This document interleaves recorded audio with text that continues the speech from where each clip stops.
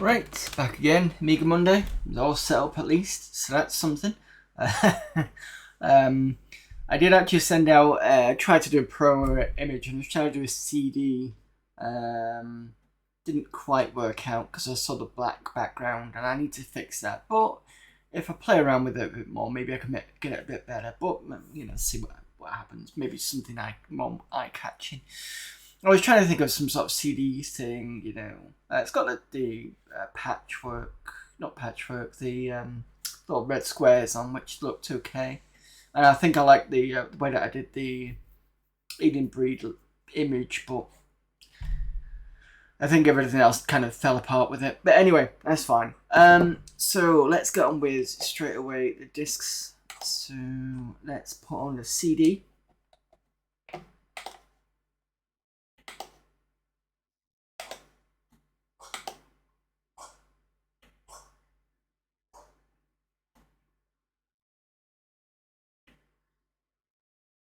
Okay, I just heard something weird then.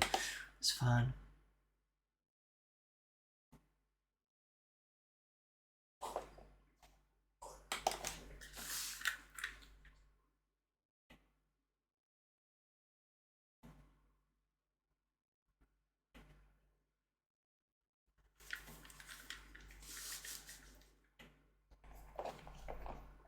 I think I'm hearing things. Anyway.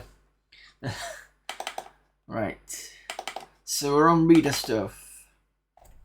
No. And I think we've got one more demo to watch as well.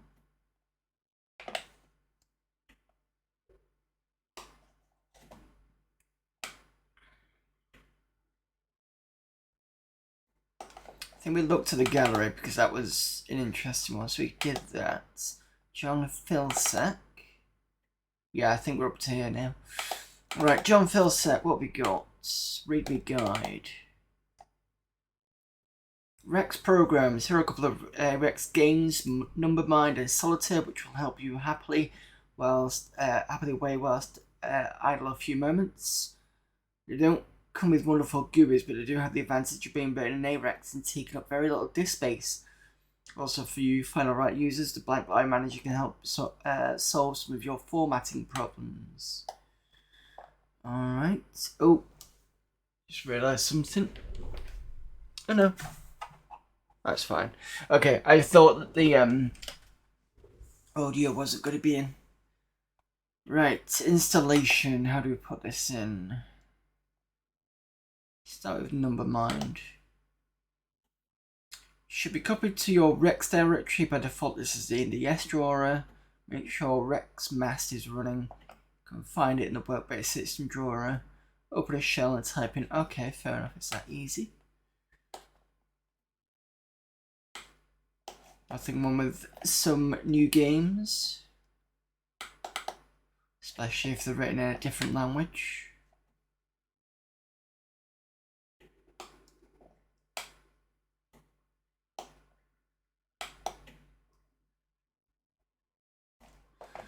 What did it say? Because there's two directories.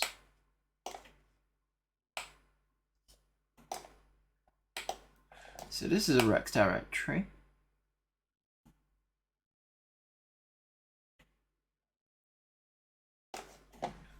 And then we've got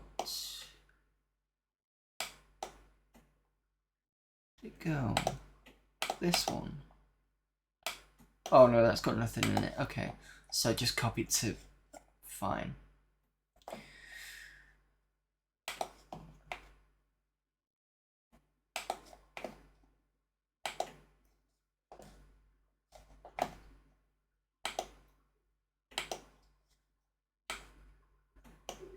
Excuse me while I flip around with the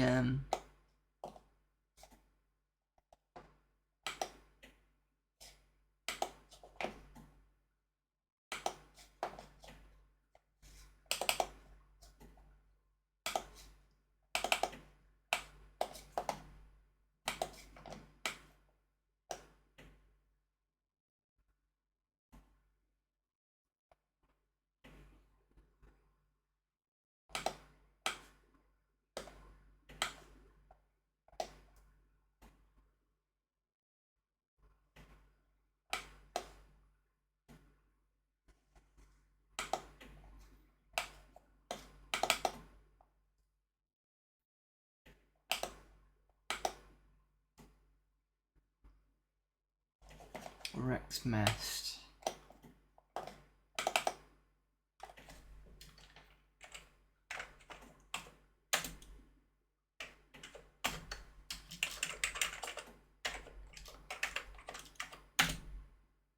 Oh, okay. I've picked a series of 4 random numbers between 0 and 7 for you to guess. You've got 10 turns to find it. Press any key to continue. Oh, it's one of these. Okay, your guess. 1, 5, 6, 4. Nope.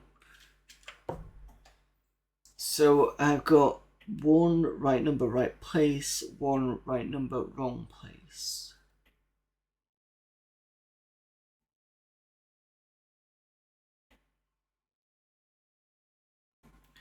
One, 6, 4, 5.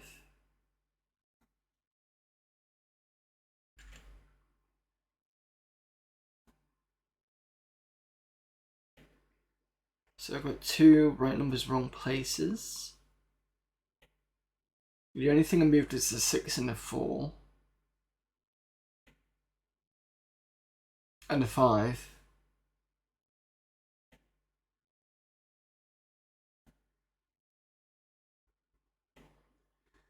So 5,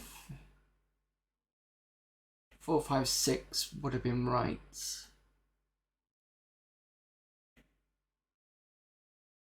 6, 1.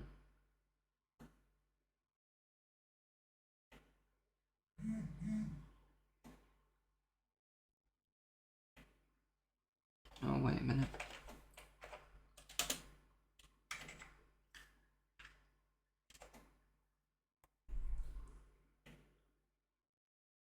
I want to move the 1. So I could possibly do...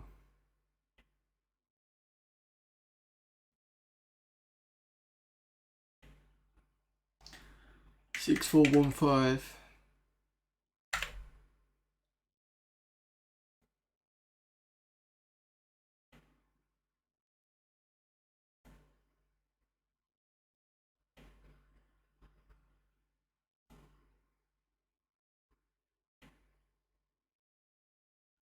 Six, 1, 4, 5.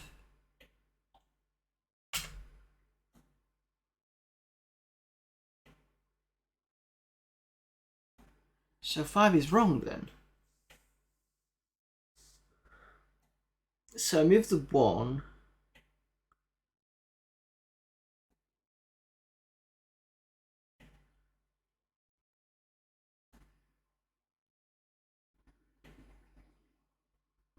What's the same between 3 and 1?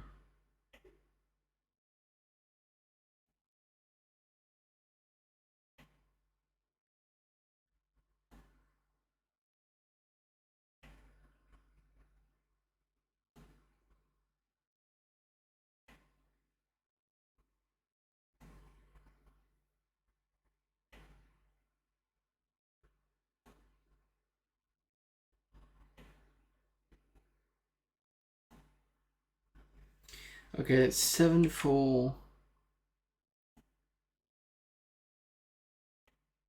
6, 1. I've only got 1 correct and I removed the 5. 7, 5, 6, 1.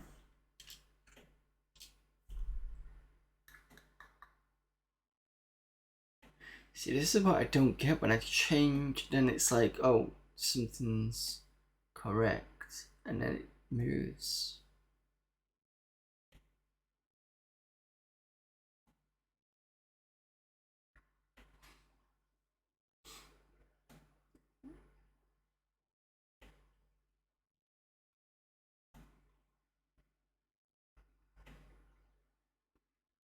See, that doesn't make sense for the 6 and a 5. How could it be the right number, the wrong place, and then it be 7, 7? That's the new number introduced.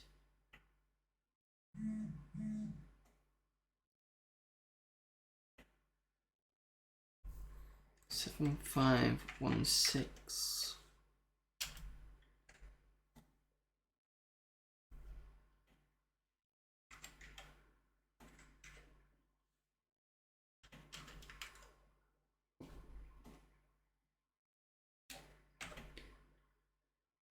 9.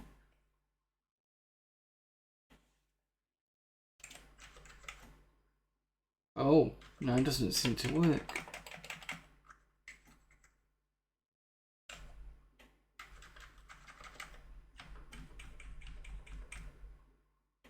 Did it say 1 and 7?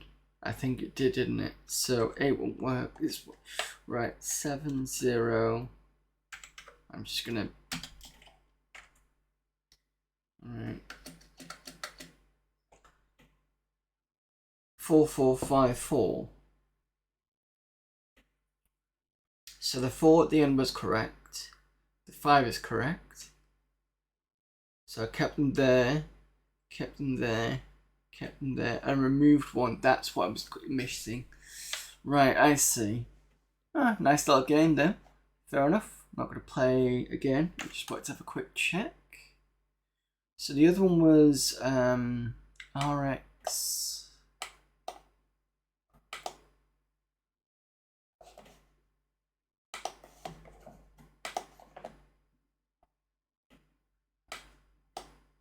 RX Solitaire.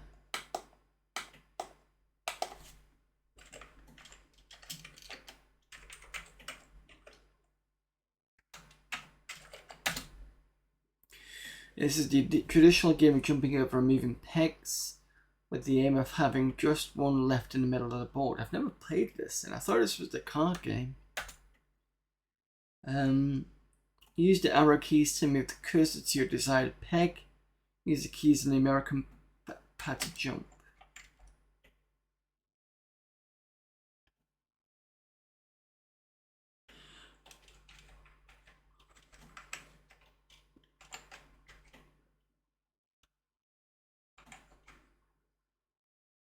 Oh, I know this one actually.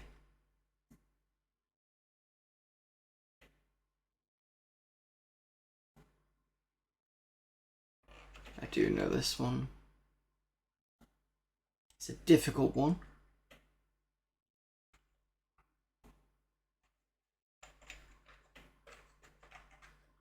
I think that's it. I think that's all I can do.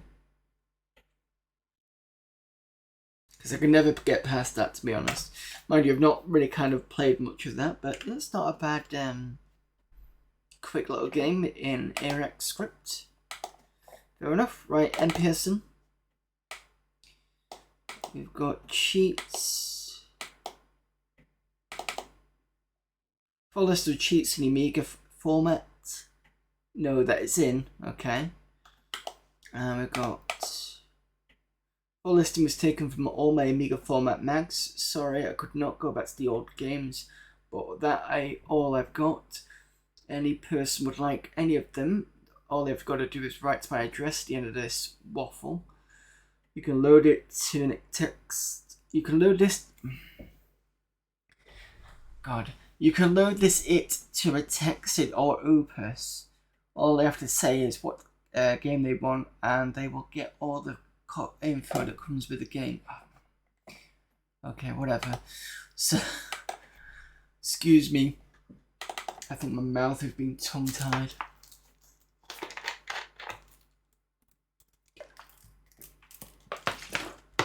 Alright, that's a bit better. Okay. Quicksilver. There's only one other file on this disk which is executable. Just type Quicksilver or double click this and everything should work okay. The game does require 1 meg of chip memory to work, however, it should work on any Amiga. Some stuff if you're really interested. Quicksilver is a rolling, scrolling, routine 2-in, and other words with the G removed, 1 level playable demo of a game which I've written. There should be another demo version of it in various PD libraries, but this uses a track disk loader and so would be awkward to use with a CD. This version also includes options for the acceleration and inertia of the main character, which the PD version doesn't. Now, this version is just a single executable file. However, although it does load in using the operating system, it then proceeds to unpack it all over the system, so we'll not be able to return to the system after playing the game. That is, you will have to reset your Amiga like standard commercial of the game, not like general OS-friendly games. Well, that's not surprising. Final plea to your gorgeous magazine. I've spent the best part of a year writing this game, and now I wouldn't mind a bit of publicity, just a little bit. So I'd be very grateful if you could put it on your next CD, or if you're very hard up on cover disc. If you want to contact me for any reason, you can reach me at St. Helens, apparently. Okay, let's have a look at this PD game. It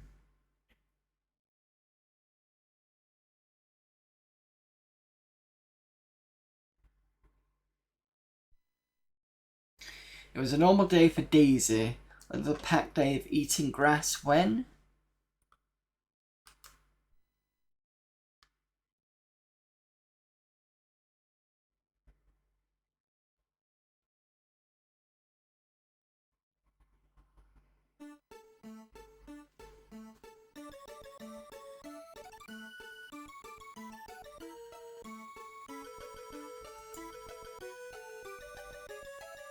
Good that the sound's coming through.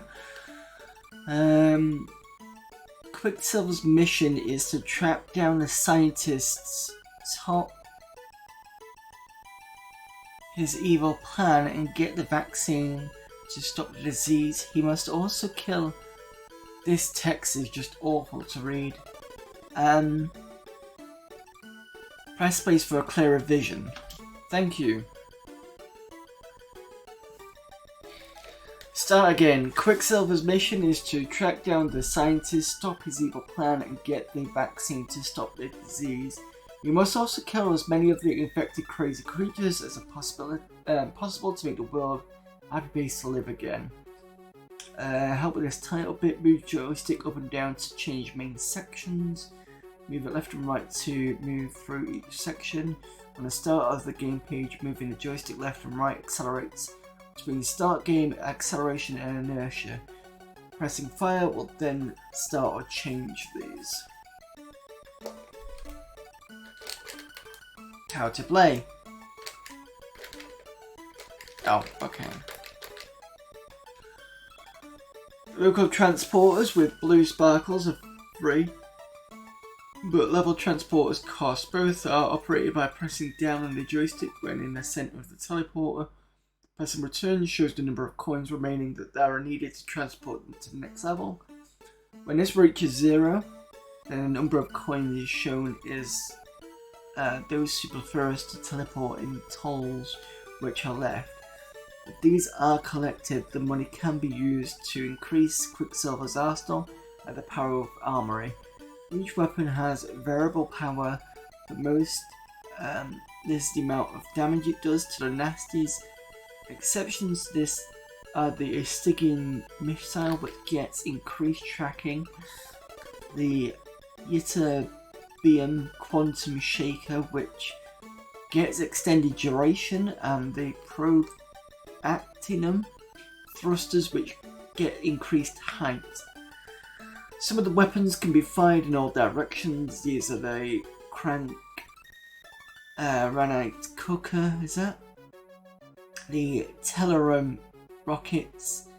When fired, the flame can be rotated by pressing left and right. The missile can be directed in a similar manner. The target for which can be directed whilst the fire is held. Releasing fire... Fuck me, this just feels very kind of... Well, I think my mouth's going as well. I mean, I've hardly started and my mouth is just like wanting to stop already. So, we've got Quicksilver left and right, jumps, Quicksilver creates Hyper Vortex. Hyper Vortex is for speedy movement through the plethora of tunnels. Left and right, heli mode, ascend and descend. Sorry, when on solid ground you run left and right normally. Okay, fair enough. Top numbers of keys selects the weapon. Goes up to plus and minus. Only one weapon may be used at a time, the exception being the Quantum Shaker, which allows all other weapons to be used whilst the time is stopped. Space circles the sound between music sound effects or both. H toggles helicopter mode, P pauses the game, escape quits the game. Oh, I just want to play the game, come on. Let's go.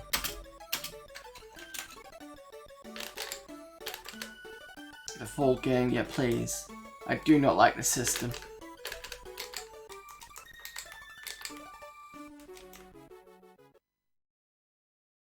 Yeah, really horrible menu system, sorry. Rank Noel's House Party. Name syntax is SDB. Weapon small thermonuclear bomb. Range or surrounding area. Oh, hang on a minute, is this? Yeah, exit the armory.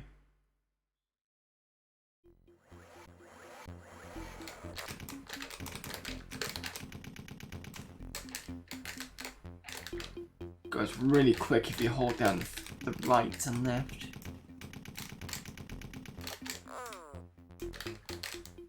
And I'm out of bullets.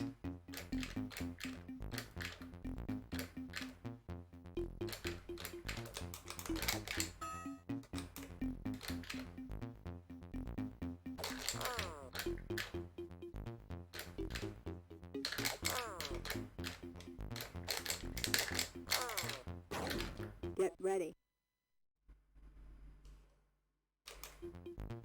I'm finding this game a little too quick, to be honest.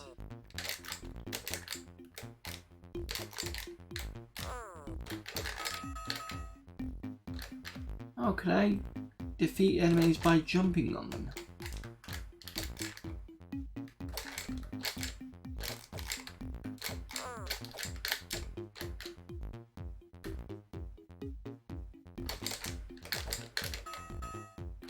I can, cool.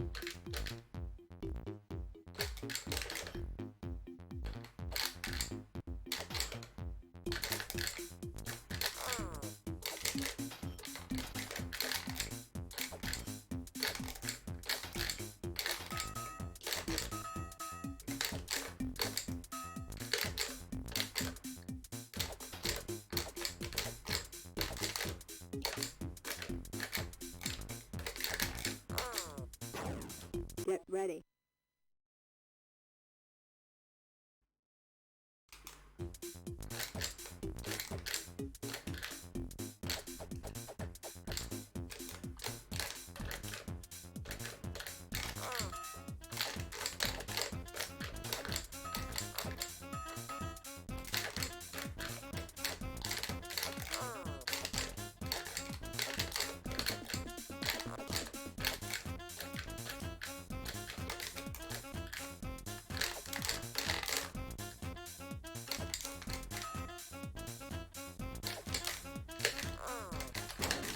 Get ready.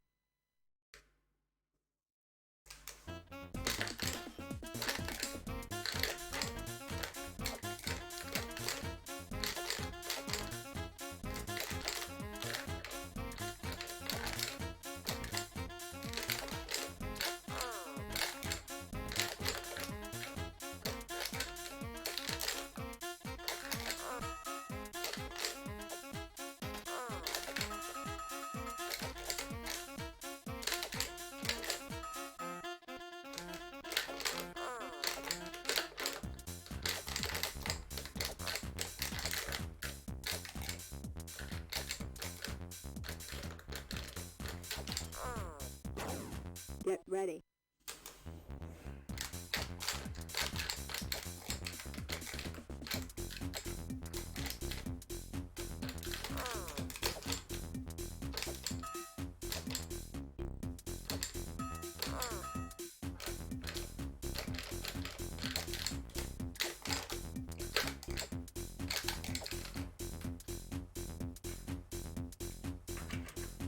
Helicopter move doesn't work.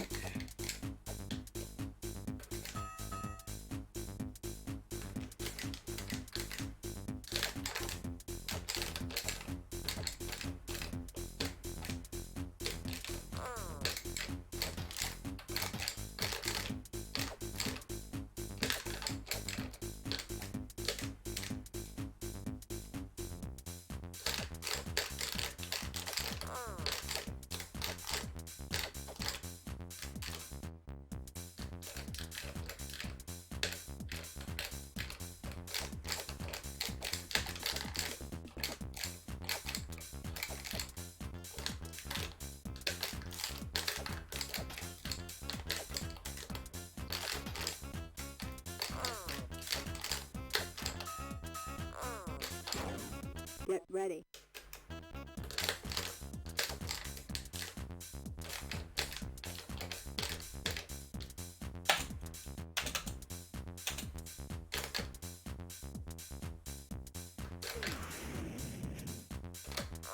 I'm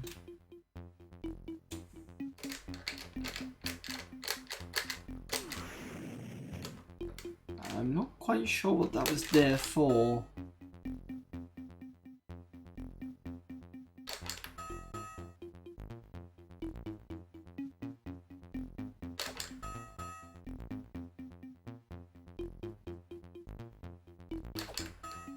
Hello there, Denarian. Playing a really fast game at this moment. It's one of those games that I'd enjoy if it wasn't so bloody quick.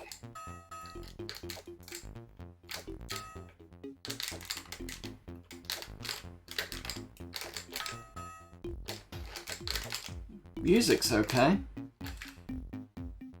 Hard to control. Watch how fast this goes. Stupidly fast. It's almost like Sonic. But at least Sonic, you can kind of get it to where even on Sonic's lowest level, as in speed wise, it's more fun to kind of play around with, I think. I mean, this has got some potential, but it's just... So to navigate here, I've got to press right to go all the way to the end. In order to get to the game, I'm now going to go back here, press up. And then press fire. It's kind of weird.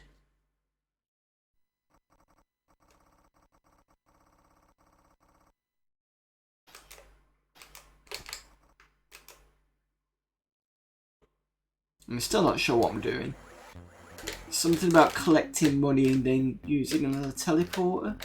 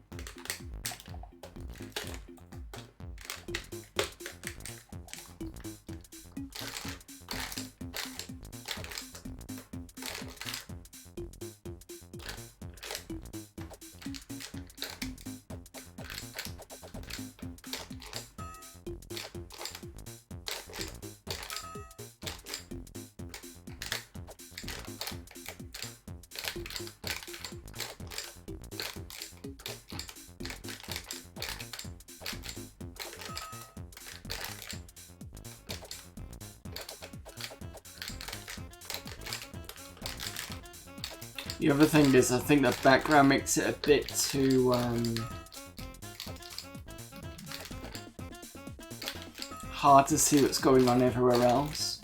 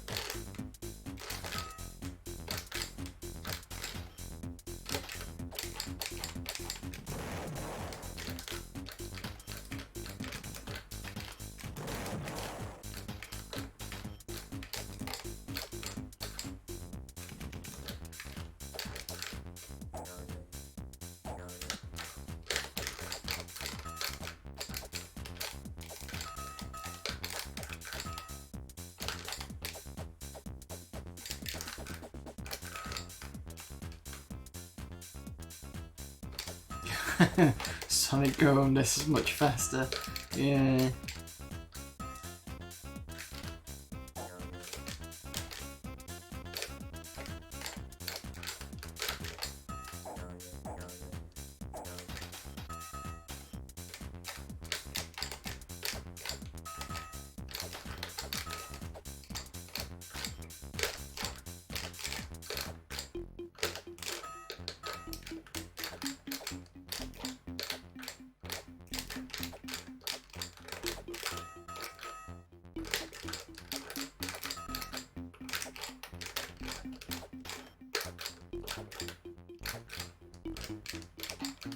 I think I've got cheats accidentally enabled because I've not taken any hits.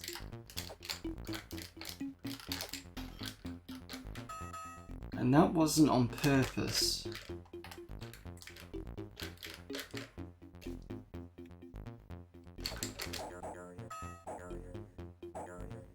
I'm assuming the arrows at the bottom are telling me where to go.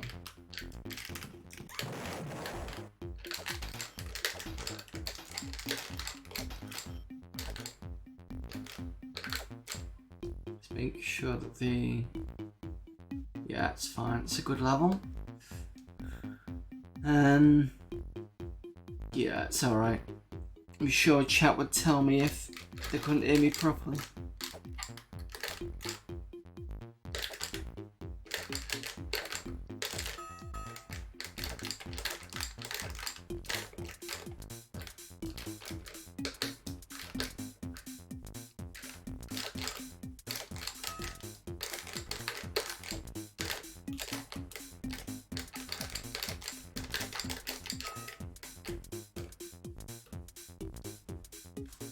What's to go, left or right?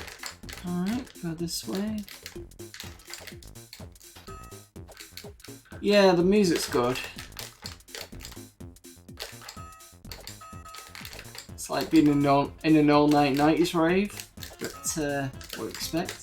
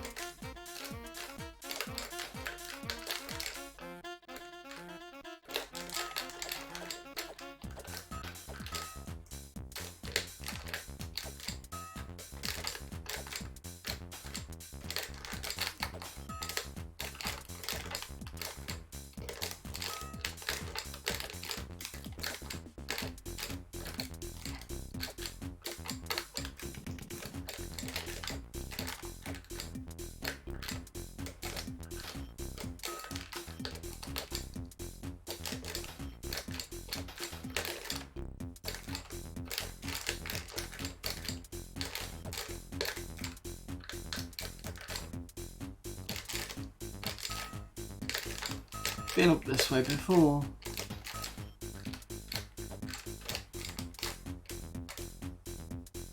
See, I should be taking hits from that, but I'm not.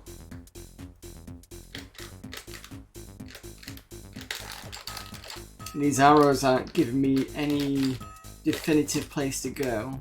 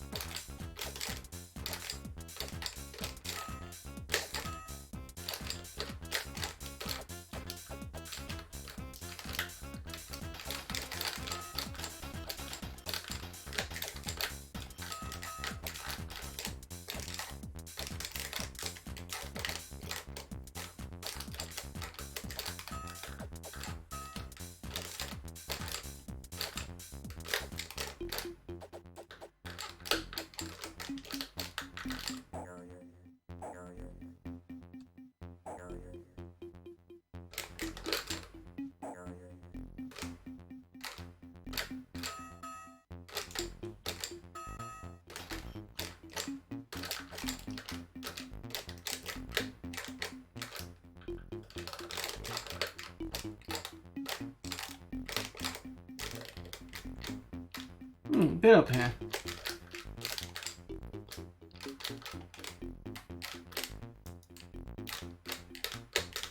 Right. I'm not feeling it properly with this game. I'm gonna call it for this game. Not this session, obviously. I've only been going for 44 minutes, but yeah, no.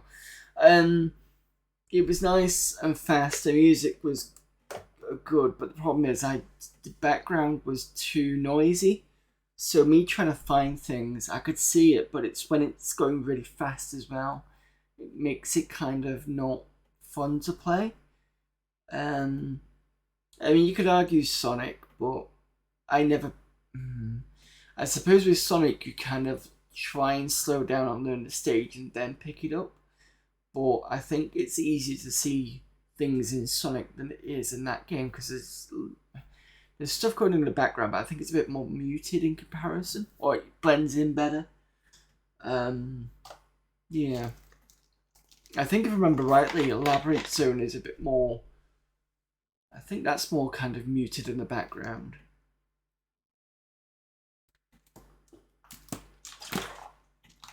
Yeah, okay.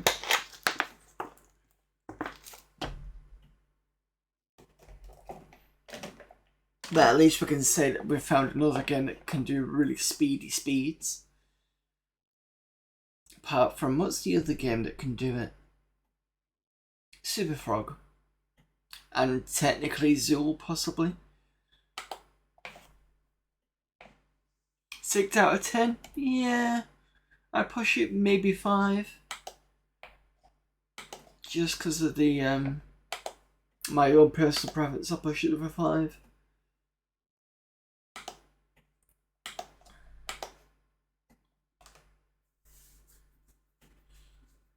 Those of you who have those of you who have Amigas, or at least emulators for stuff, have a look on CD9 and show you which folder it is.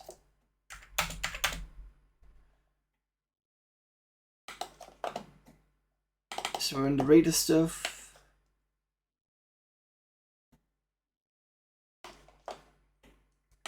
And I think it's Johnny Fiddlesec. Nope. Yeah, Math Cottington, that's it. Right, Martin Yoneman. What have you got, Yeoman? Someone from Plymouth. I hope you like my submissions. All my pictures are my own drawings, all drawn with direct Deluxe Paint 4 and 5 on an Amiga 1200 with 6 meg of memory. I draw all the characters with clip art and then I draw the backgrounds. Perhaps if you think they're good enough, you could enter them, one or more of them, into the gallery. I'm perfect to play for it's being either the Jungle Book or Snow White.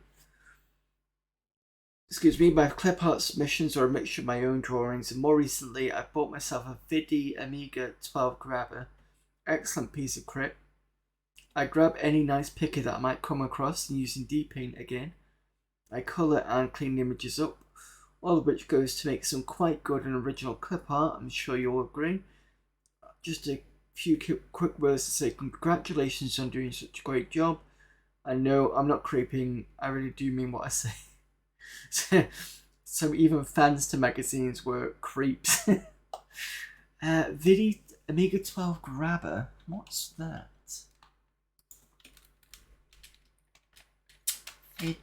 Vidi Amiga 12 grabber.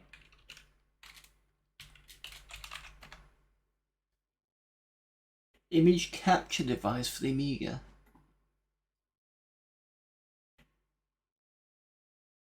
So video digitizer or frame grabber.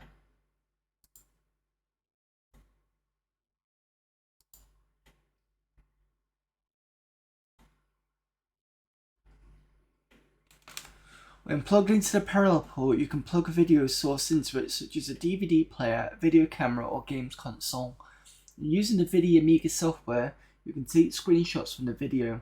If you can pause the video source and skip frame by frame like most DVD players can, then capture each of these frames, sometimes skipping every second frame to save memory and combine them into an animation file, which can be played back on any Amiga. Images can be saved in a few different formats, including ILBM, which is the Amiga standard, and JPEG. Back in the days before cheap webcams and USB interfaces, these things made Amigas way more fun than any other computers. Along with Genlock, sound samplers, and other plug-in peripherals, you could capture people's faces and draw funny moustaches or devil's horns on them, or stick their head on an animated body and make them walk around the screen. While they're not number too useful these days, they're still a fun piece of retro hardware that give you something to play with and show your friends and kids. Would have heaps of fun with one of these if they're their own Amiga. And someone's got a later model, a 24-bit one. Fine, I'll stick this in chat. See if anybody couldn't quite hear what I said. There you go.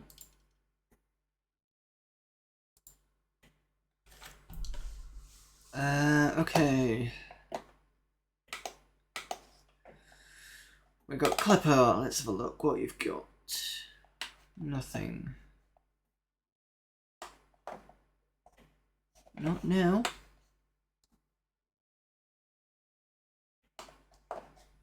Bugs Boy.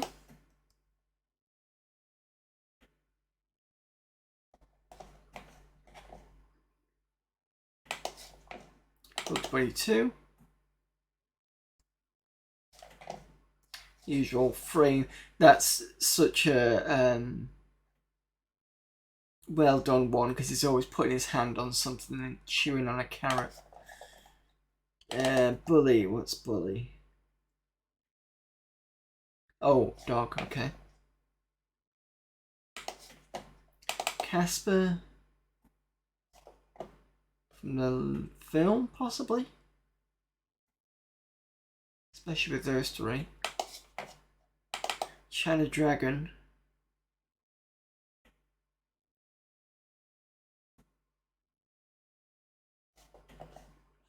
Nice. Clown. At least it's not bad and scary. Cross Skull.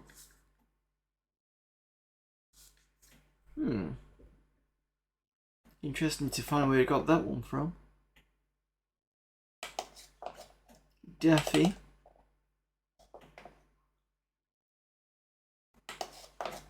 Daffy 1. There's a few Daffies here.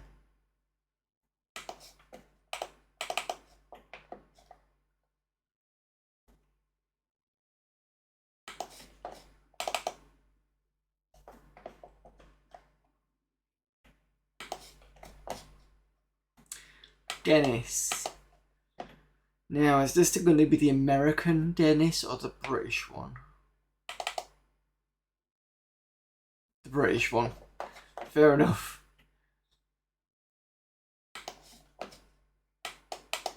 Dumbo.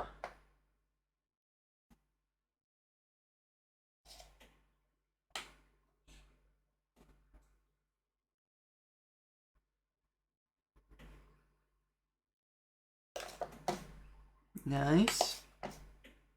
Goofy. And one it says.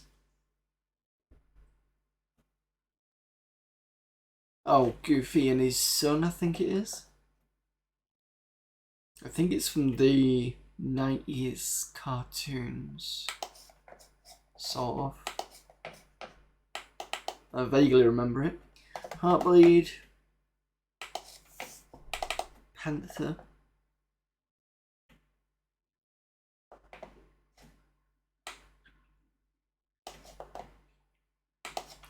And Pooh, as in Winnie the Pooh. Yep.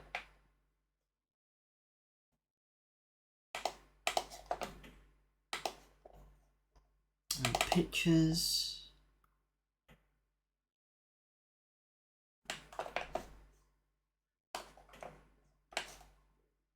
So he said that his favourite was going to be Jungle Book and a Snow White one. So let's have a look. Lion King.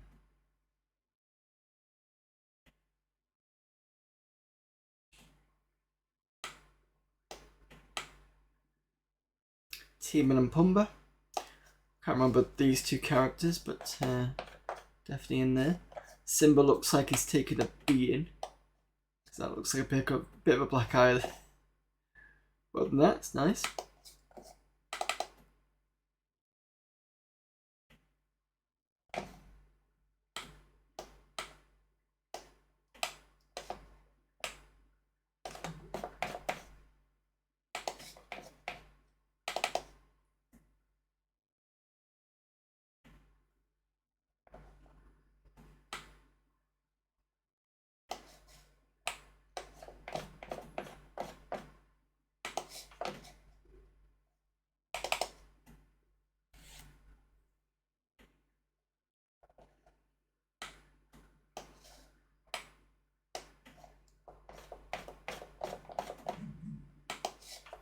So that was Aladdin and Bambi, and we've got Jungle Book.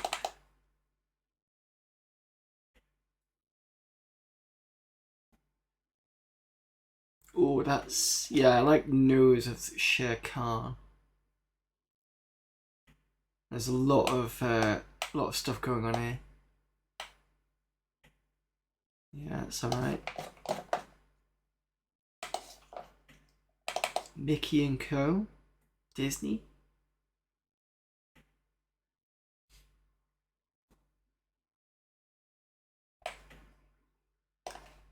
Pluto the dog.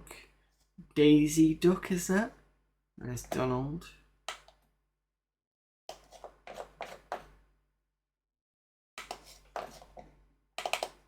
These are the favourite Snow Whites.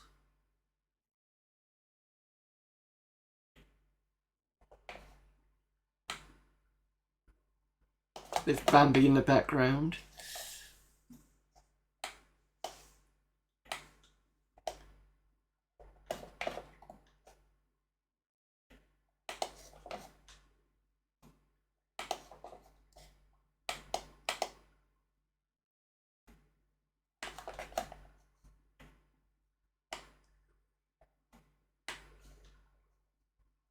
So a lot of these are just going to be Disney stuff, I think.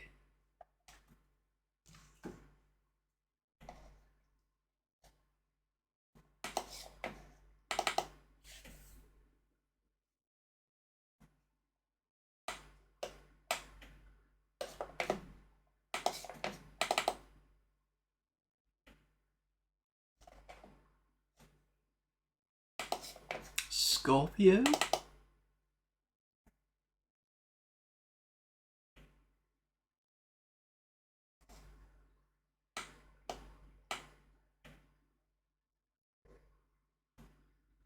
Okay, fair enough.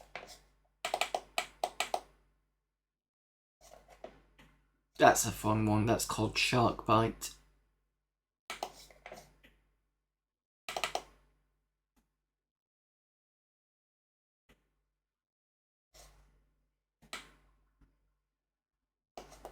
This one's called Sneaky.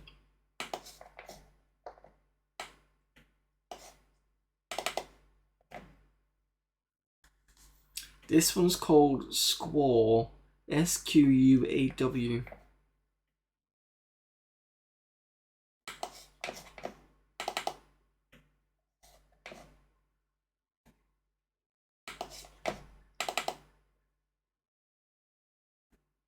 Yeah, a couple of Sylvester and Tweety images coming up.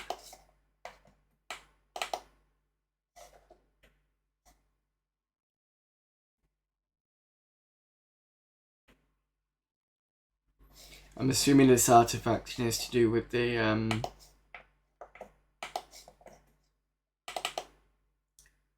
way that the images were captured.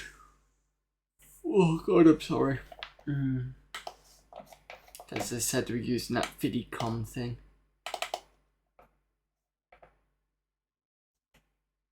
A couple more Taz images.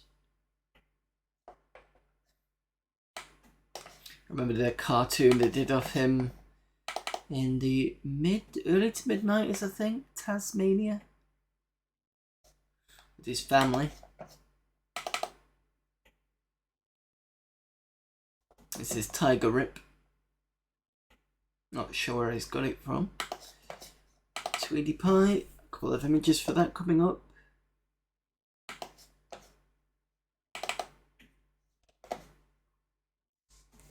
That's a good one.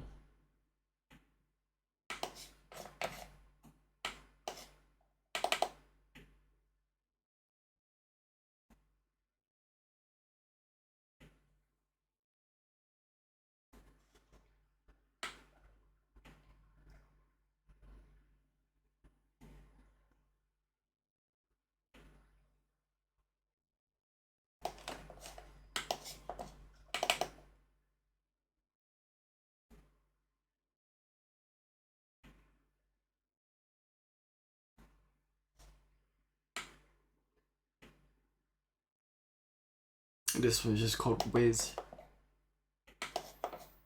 What was the other readme? It says AF readme.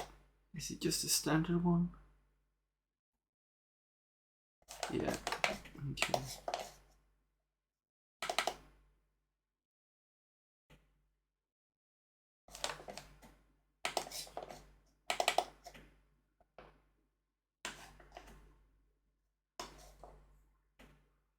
Cool, we've only got 2 of these. Lion King and Little Mermaid. Lion King and Little Mermaid, sorry. Another Timon and Pumbaa style one.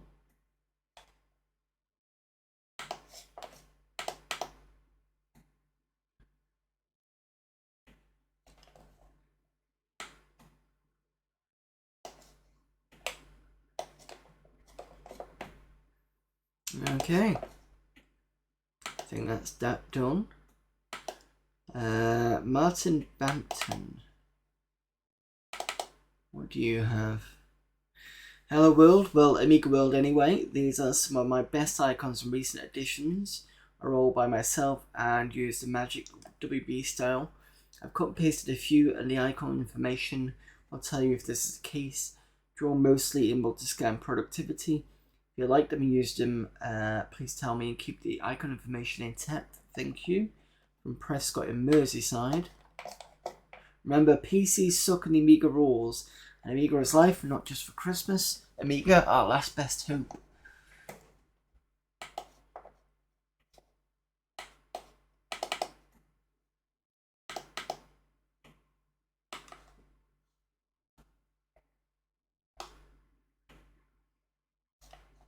Nothing in animation.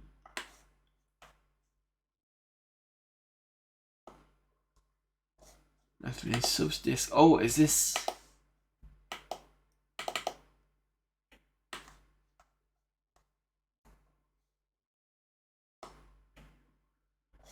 Is it these the icons? I'm assuming.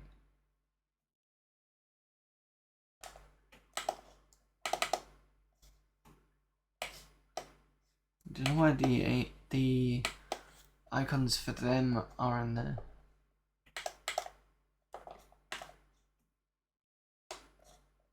Okay, so these would just be CD32. It's a nice one. G-Paint 4. Turbo Count. Let me just push this out a little bit more.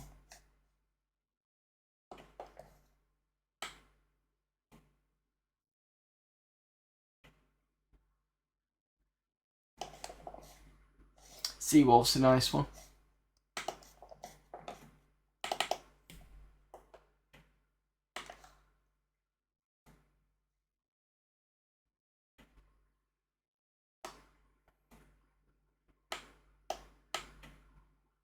Bit more colour on a D-Paint 4 one, because they have something similar, but it's just a kind of standard blocky one.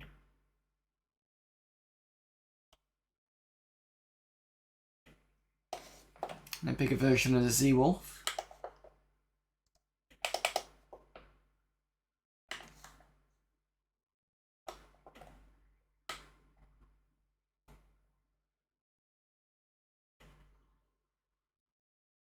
Yeah, okay.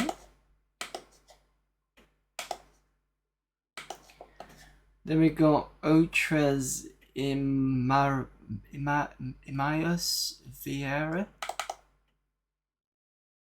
Paulo Ricardo and Gustavo.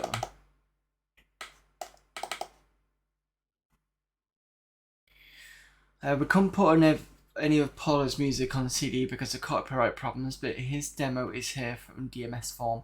It needs to be run from floppy. So extract and make sure you're following start the script. Right, let's see if I can do that DMS thing again. So I want to be... I really want to try this extractor. Where is it gone?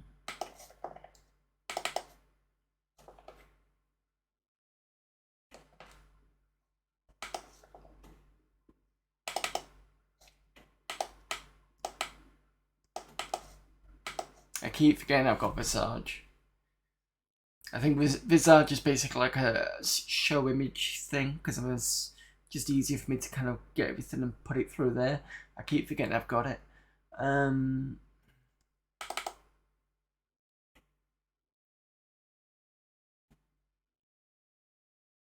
wait a minute. What am I doing?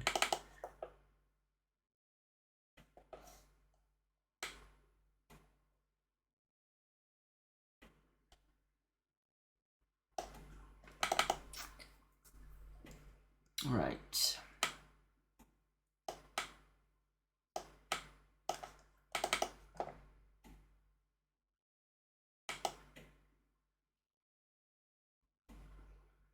Extract files from file archives to RAM disk.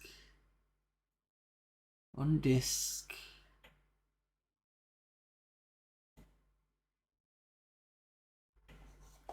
Okay. So I want that top one.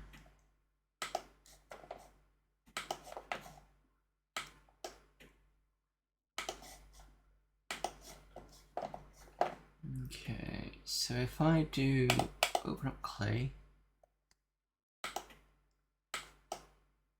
and then I basically go ICD 0, and I basically go CD reader stuff.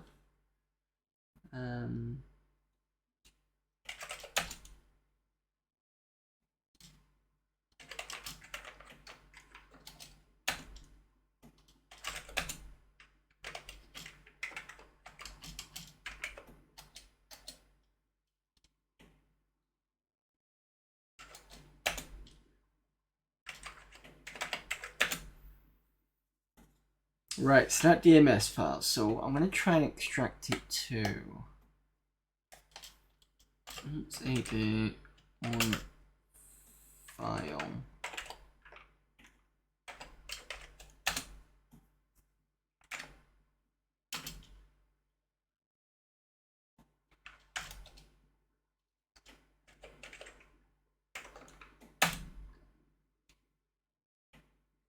Process nothing.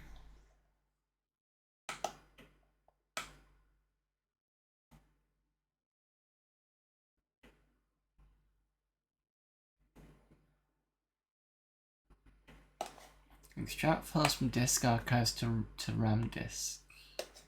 Is that what I need to do?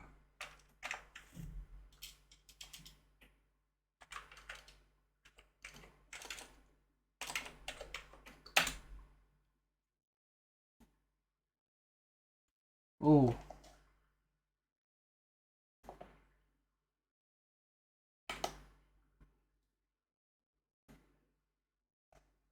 Ah, for fuck's sake.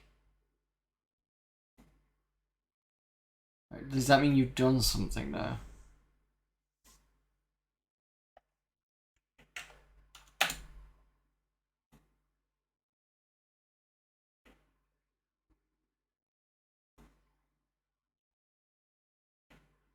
It says wrong checksum.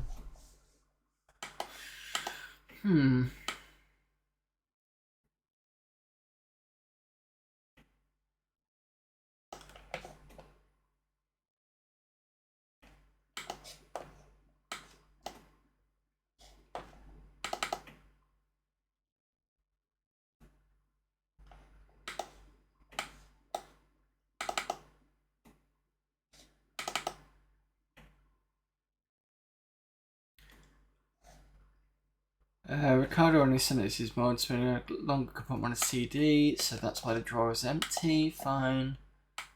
see if I can see if there's anything else. Gustavo.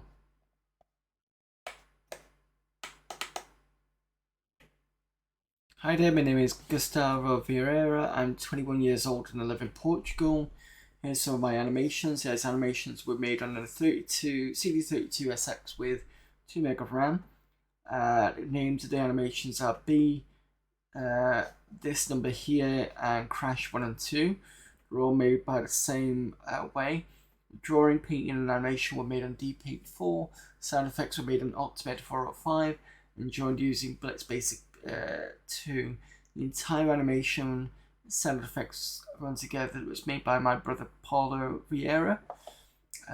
Since the files are executable to run the animations, you only have to type in the names mentioned above on WP's execute command on Clay.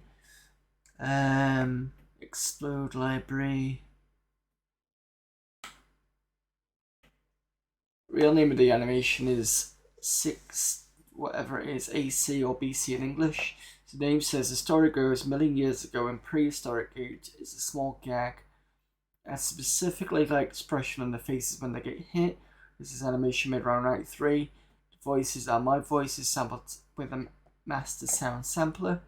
Crash 1 and 2. This is a 2 and 1.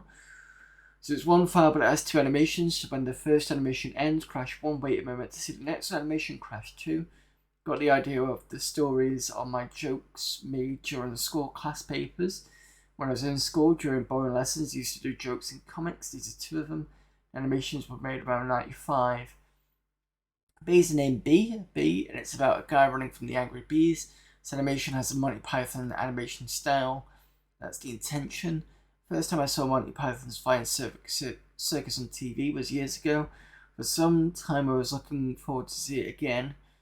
When the TV decided to rerun the episode, I was thrilled. When I saw the animations, I thought, I gotta edit stuff on computer. The way Terry Gilliam moved the puppets, the very stupid, nonsense, hilarious stories was fabulous. So I picked some photos and drawings and made it. The sounds, backgrounds, and colouring were made by me, except some of the photos and drawings of some of the characters that I used from Weird Science's Multimedia Toolkit. Releases a cover CD for Amiga computing. Animation was made in summer 96. Hope you like the animation. See you soon. Okay.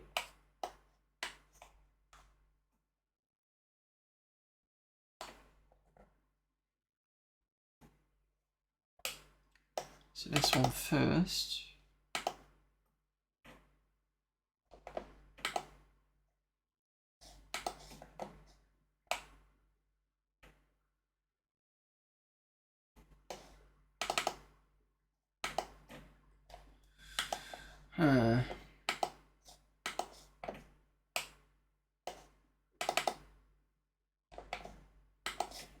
It's a bit naff. Can't actually run them. Try and see if I can do this one.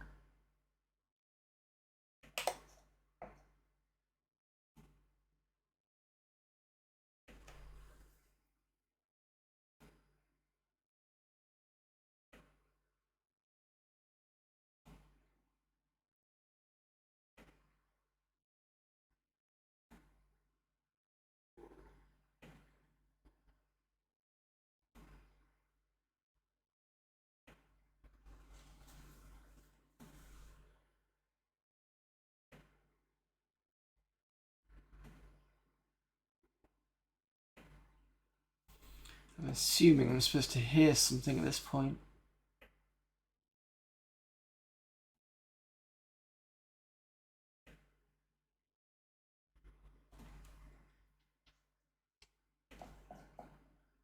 Hang on a minute.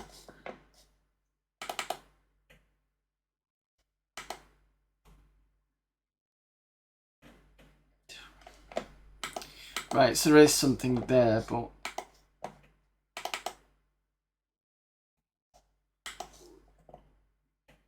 hello there, Retro Gaming Denmark.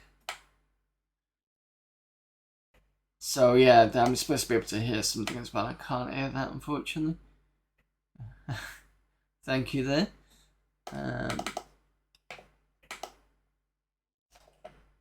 It's not executable.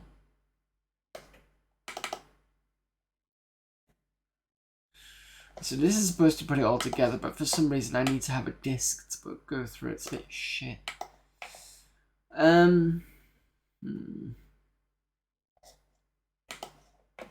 It's also a bit crap that I can't open this. I'll have to play around with that at some point and see if I can get it to extract properly, because it should be able to extract. Let me just reboot.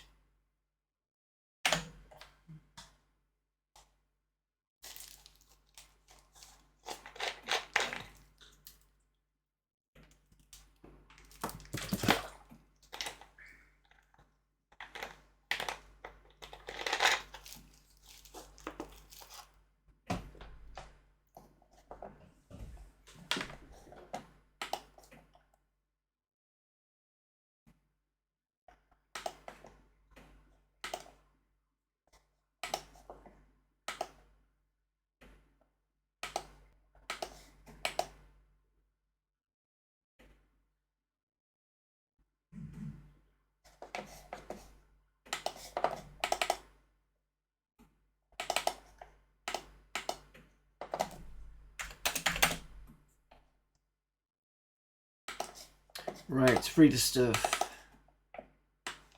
I'm actually ploughing through it quite a lot today, so... Oh, what am I doing? It's not that one, it's this one. So, where were we up to? We're done... Oh, we're up to Richard Martin.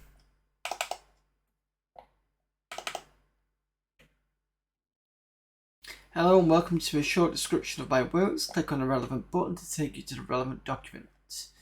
AFCD new icons and L checker. Oh. Oh, it's not doing anything. Okay, fine. Couldn't open it. Let's have a look at the new icons.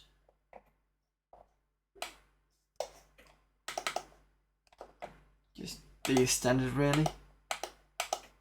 Only change when, yeah, I see.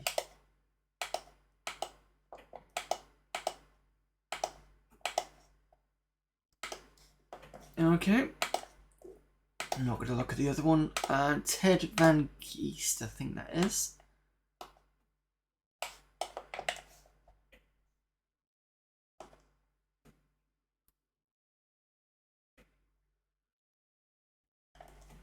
You were exploring a few Soviet ZX discs earlier. You find anything good?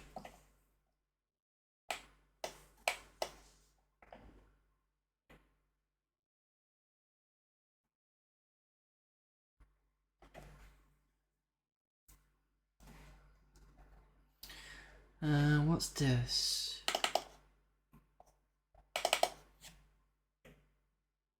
Digital Dreams started out as a demo group, but now we're not only concentrating on demos, but also making graphics for posters and flyers and music for dance artists, drama players, etc.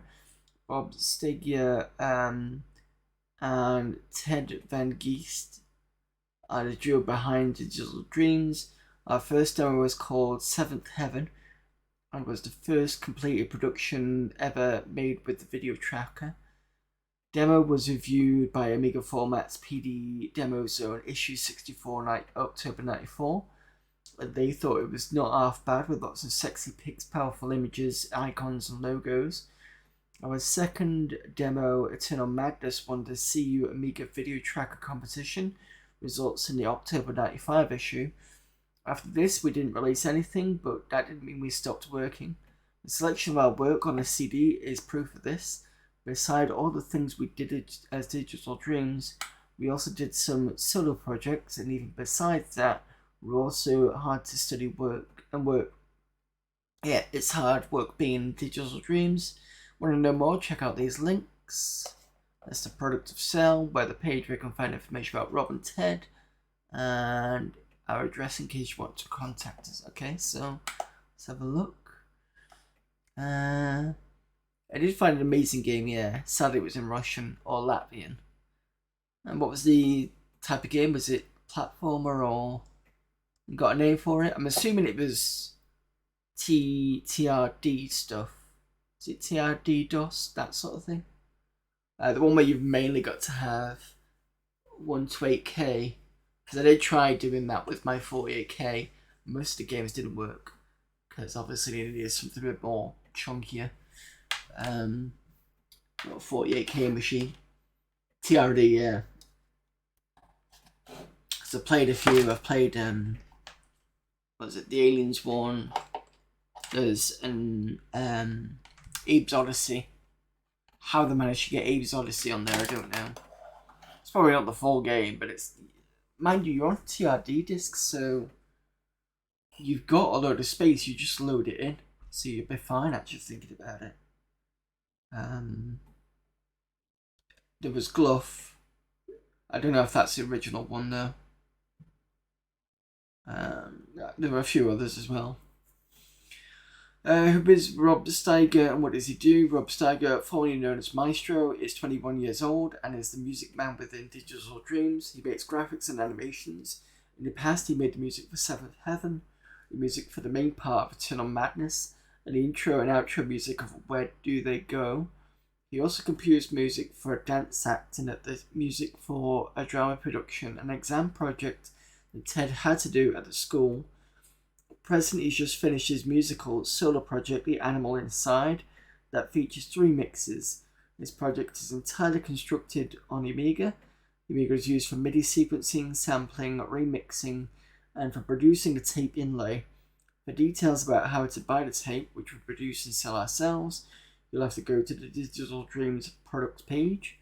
If you want to hear a cut down version of the song, then look into the production's tie drawer. Dungeon Crawler Plus. It was a Dungeon Crawler Plus with an overworld, so a mix of RPG genres. Ah, nice.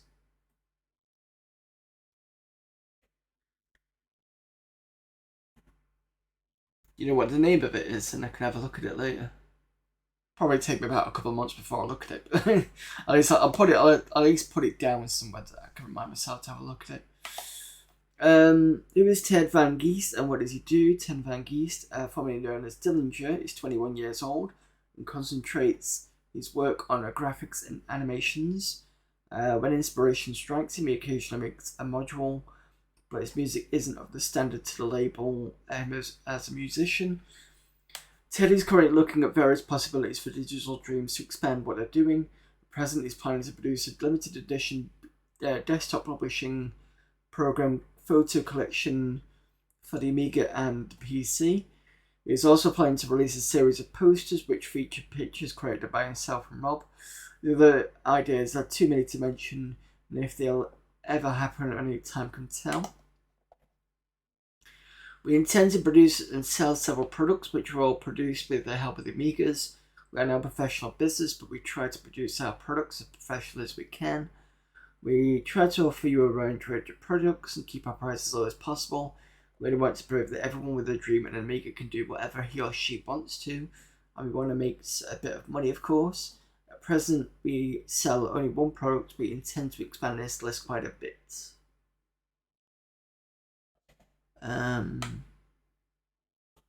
Music, The Animal Inside is a 30-minute audio tape featuring Rob's musical solo project.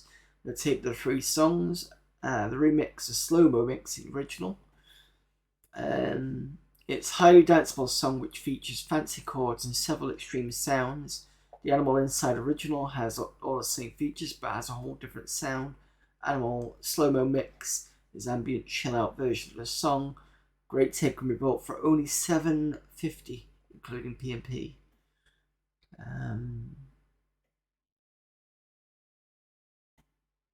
So we should be able to see it on this CD because it won't be copyrighted.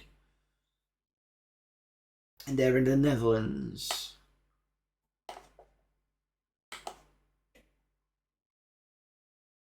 Okay.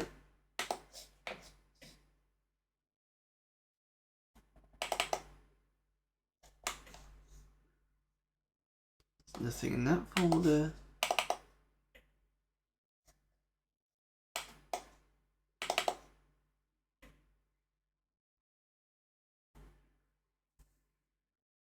you're wondering if he sold any, and go and have a look. And you should be able to find that on the internet. Well, I'll have a look in a minute actually. See if I can find something. Rocking Bird.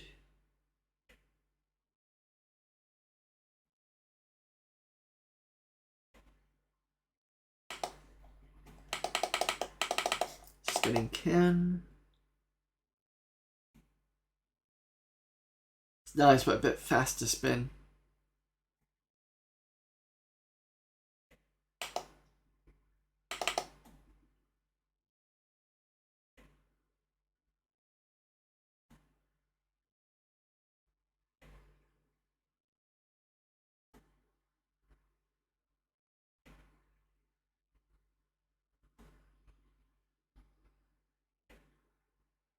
Oh, right, okay. What does Ted do when he's bored? He makes animations like this. Fair enough.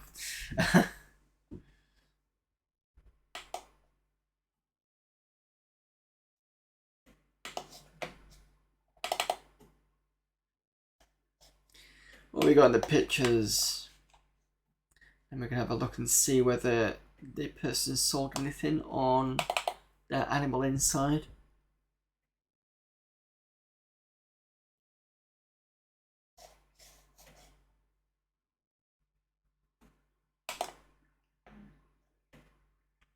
That was Bowling 747, Calimero.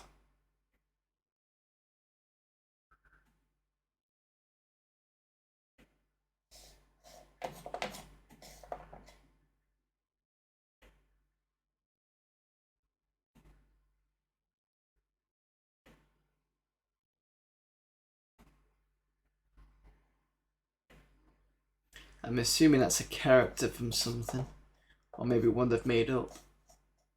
It looks like her though. Sort of like an eggshell on the head of a bird.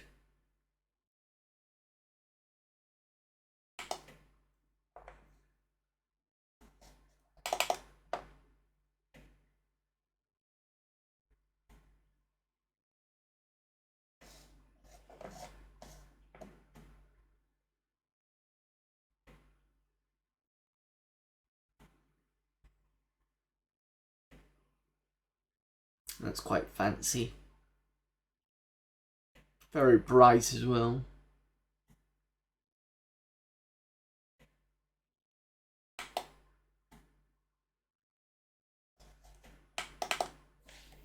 A Ham8 picture. Ooh. Is it me or is that a bit too bright?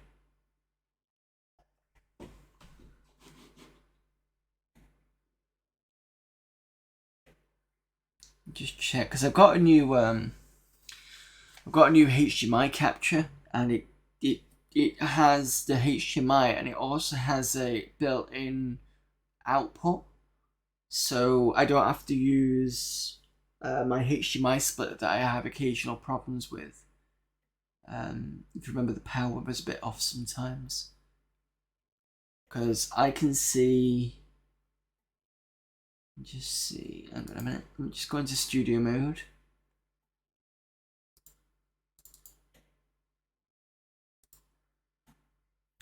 So this has got a different set of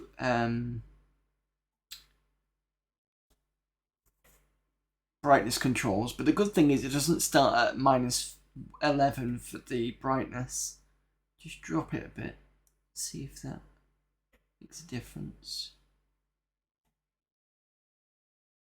No.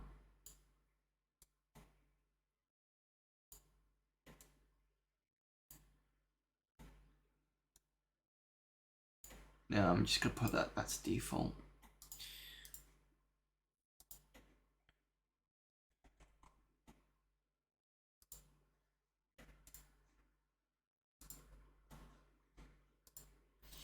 Oh well, fair enough. Well, I can see a load of green in it. I don't know if you can, but it's very bright. Anyway, what we got? Gramophone.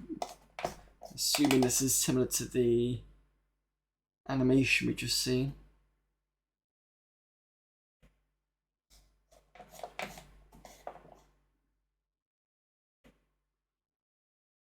Yep.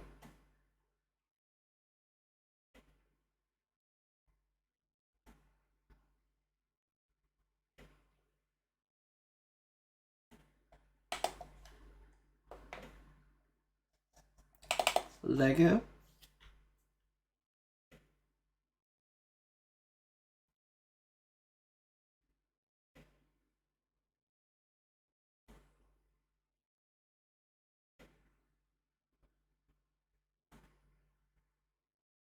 That's quite good actually.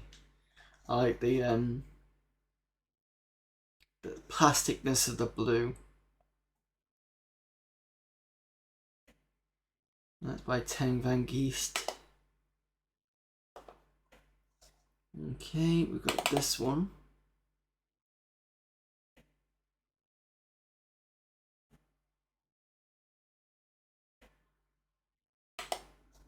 Pac-Man.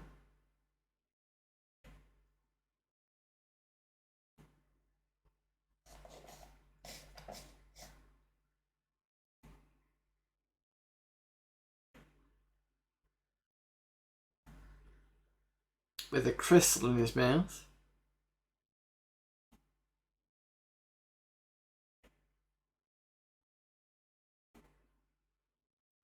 But I like the kind of 3D shiny floor as well.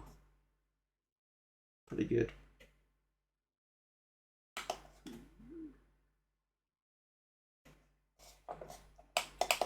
Spaceship. Hopefully it's not Babylon 5.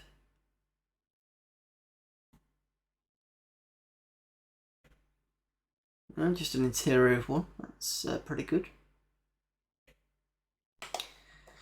And now we've got the last image, which is Star Trek.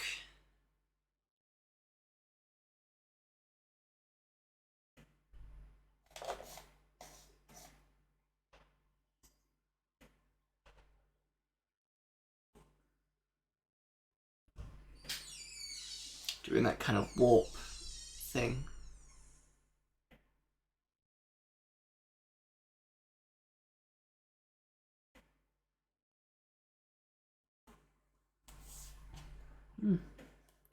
Yep, okay. And it's actually the... I think that's the film version because then the cells look very thin.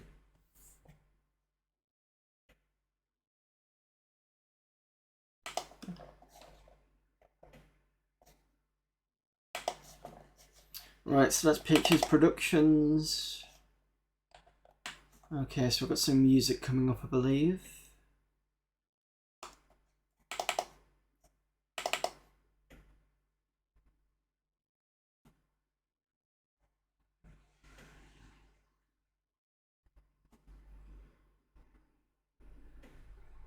Font from the first film. Yeah, it did look familiar.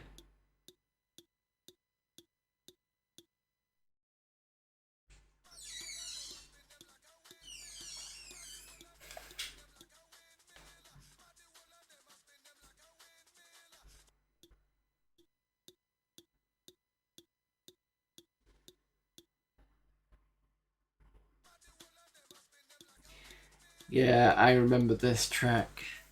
Such a nice track.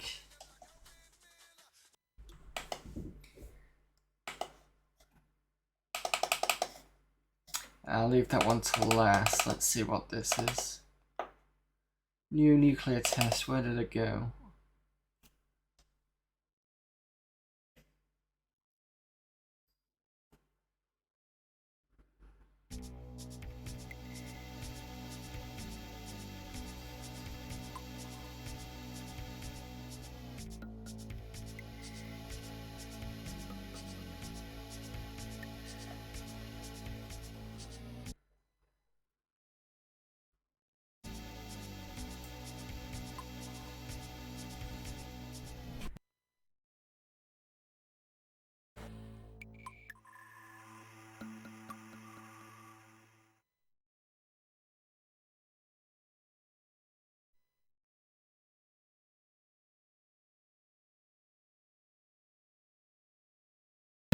Well, that was short. Oh.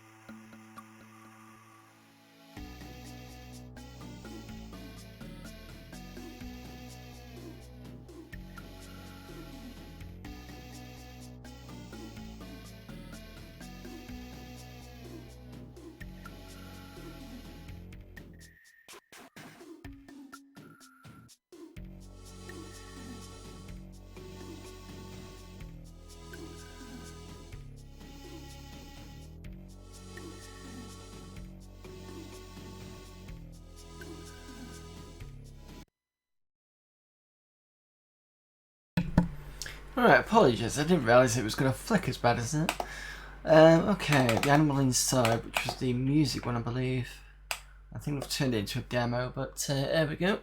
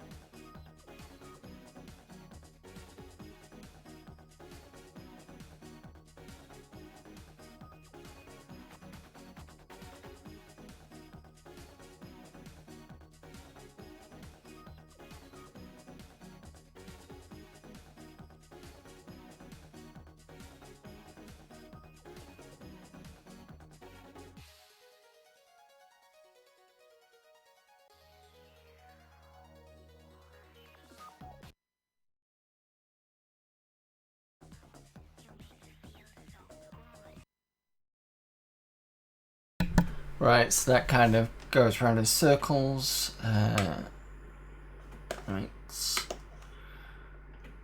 What is it gonna do? I think that's it for the reader stuff. Let me just go and see, was it the animal inside?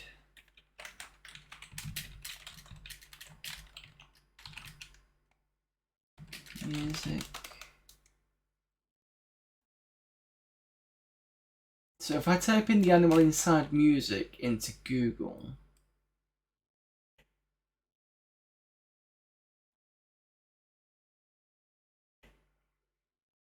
I get Fear and Wonder, the Animal Inside official music video from 2014.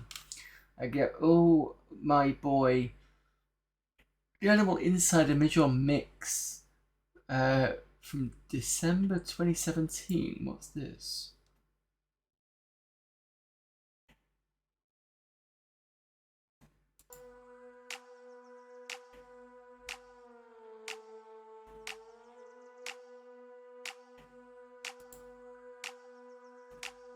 I don't think that's what we're thinking of. No, it doesn't sound right.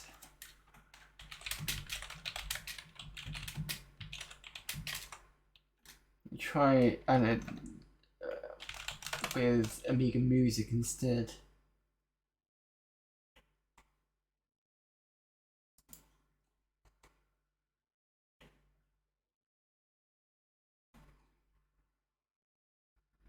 No, I don't quickly see anything. Maybe if there was somebody who wants to have a look into that and see whether person got a load of stuff for it, I don't know. Yeah. God, it's been so bad today. If a person actually got sold a bit of music for that, I don't know where to find it. Last thing to do on this disc before we move it to Amiga before we move up to Alien Breed 3D, is finish off the demo stuff. I think we did No More Lies last week, so the last one is this one. Hoping that it will actually run. We're up to Ruby. Winning demo at Halloween 96, which is kind of convenient because we're in October now. We're glad to give you our latest demo that won the demo competition at Halloween 96. This is the final version. This demo requires at least a 1200 020 28 4 meg fast memory HD, preferred an 06050 with HD, more than 4 meg for smooth running, 50 frames a second. Okay. Let's see whether this will run.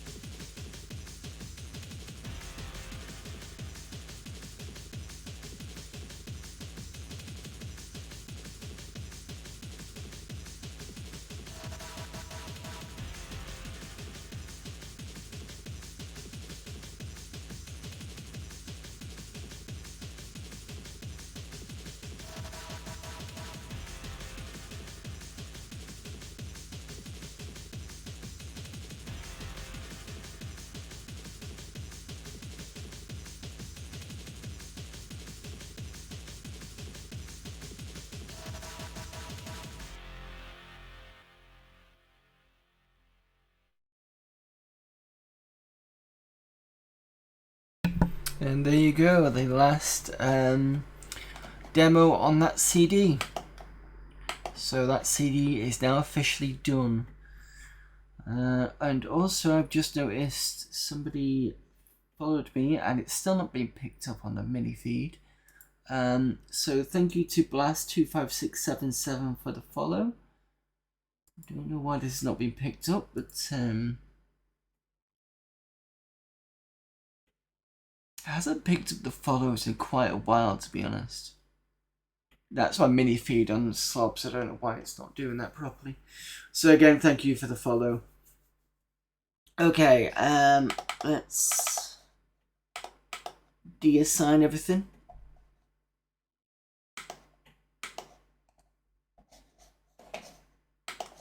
Next week we'll be on a bigger format CD10.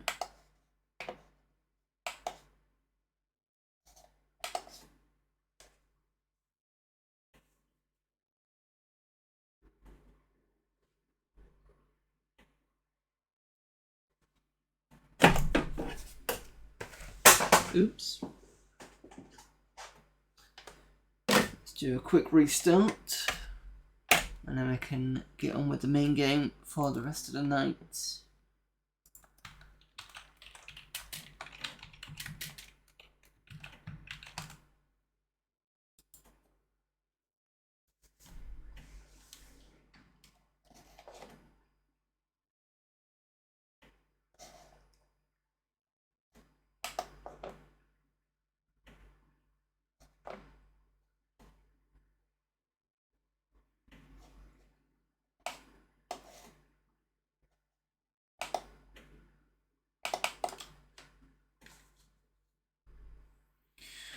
So if you remember from last week, I was having not so much fun because of level 8 was being a pain in the arse.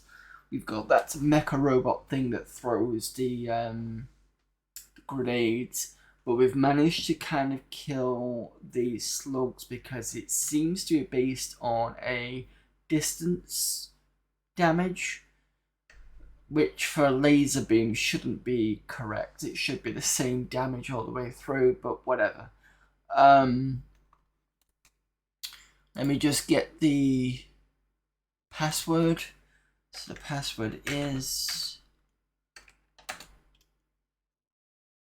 PP KKKIK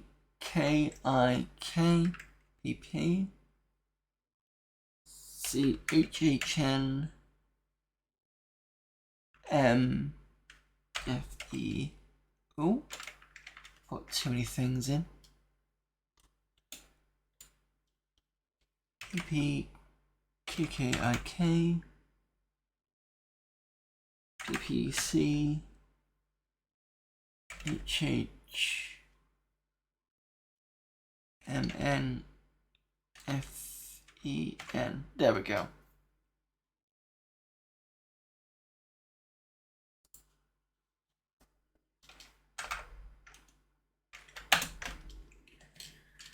Right.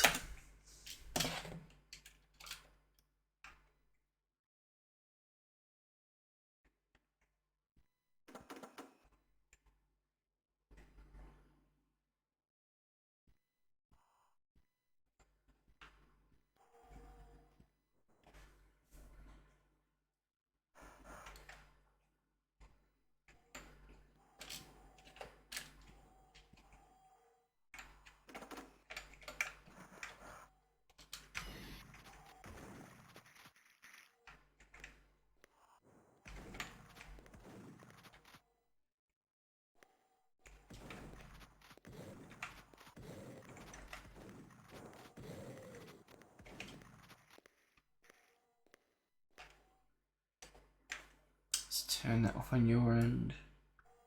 Oh, that should do it.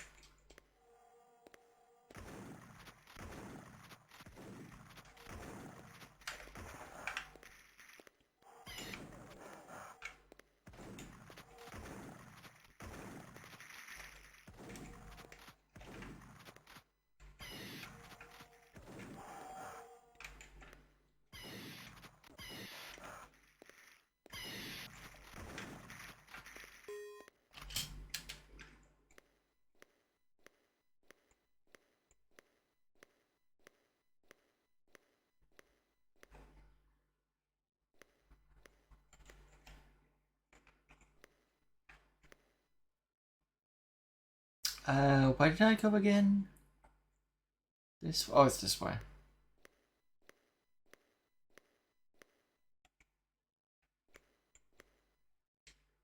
Microphone is on. Just double check. Yep, that's fine.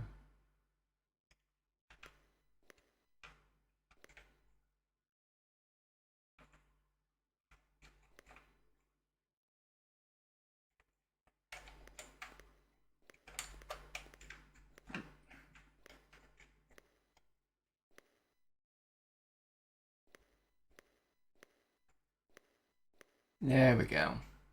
So a bit confused about where I should have been going there.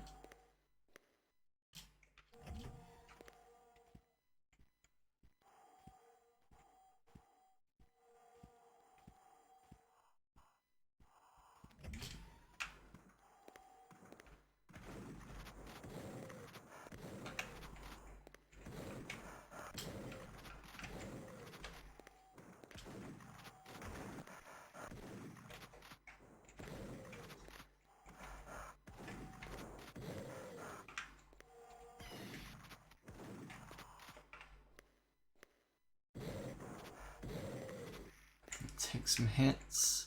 Go back and grab some ammo.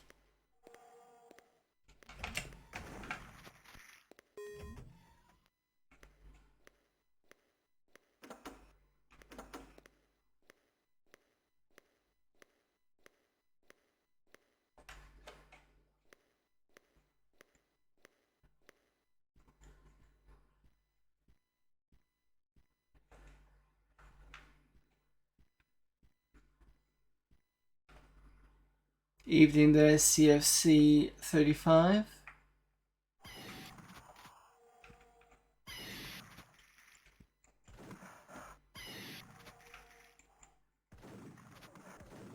Unfortunately, we're on this level again.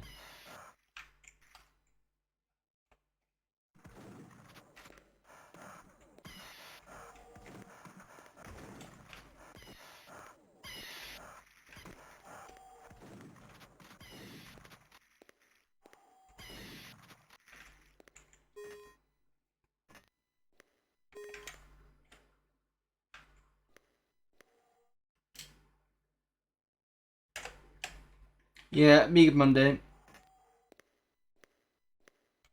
Let's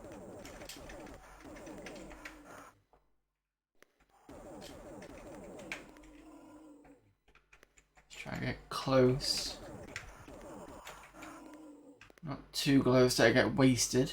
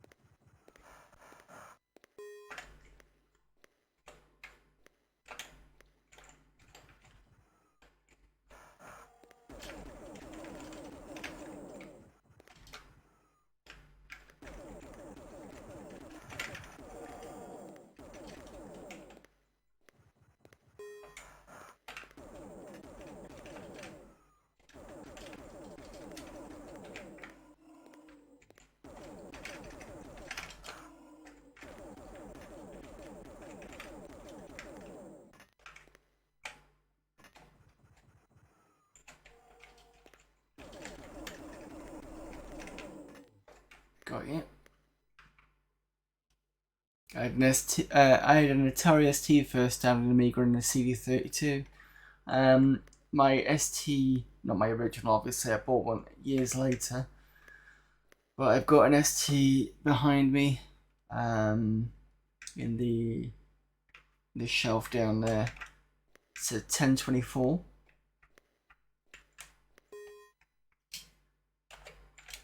And I do have over here the Ultra Satan.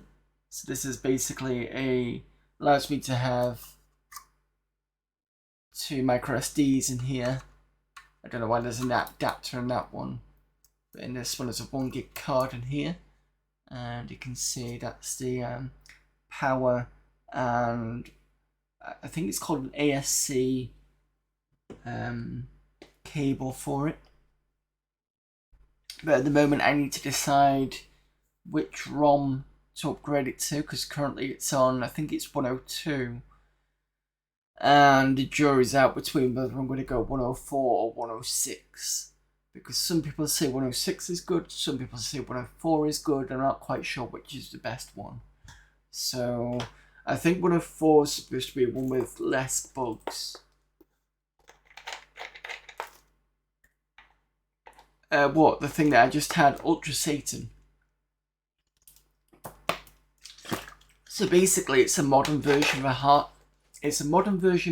drive for the ST, and you can use SD cards, and it'll go straight to the back of the. In fact, let me just find it for you. Ultra Satan Atari ST.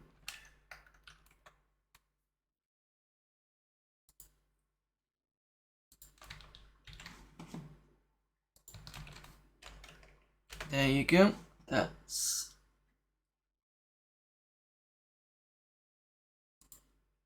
I think I had to buy an additional piece of software, because there's one about how you format the card or the hard drive to get it working. That was the only other thing that I had to get it with it. But other than that, it seems to be working fine. I just need to upgrade the ROMs.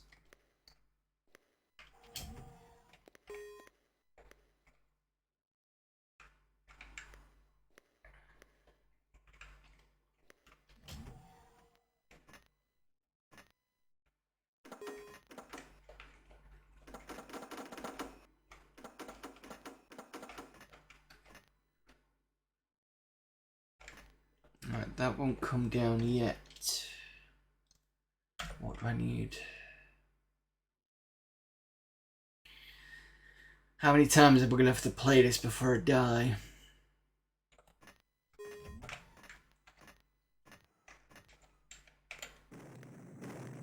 See, straight away. Bastard thing was trying to shoot me.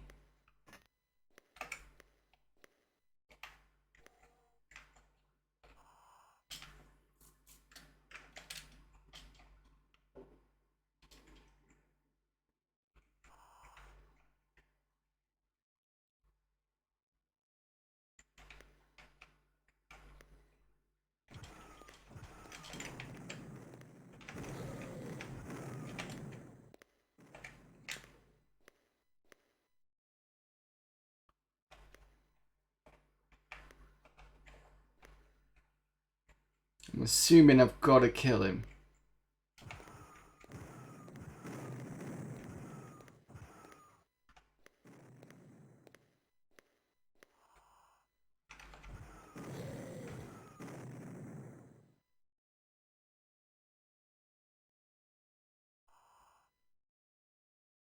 Has that done it? No. Switch to this.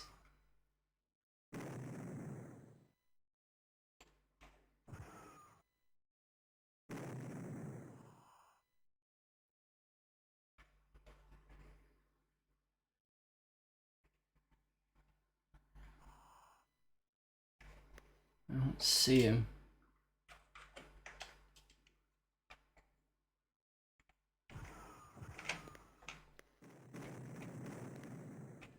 He's just wandering around and not my Oh fuck, he's here.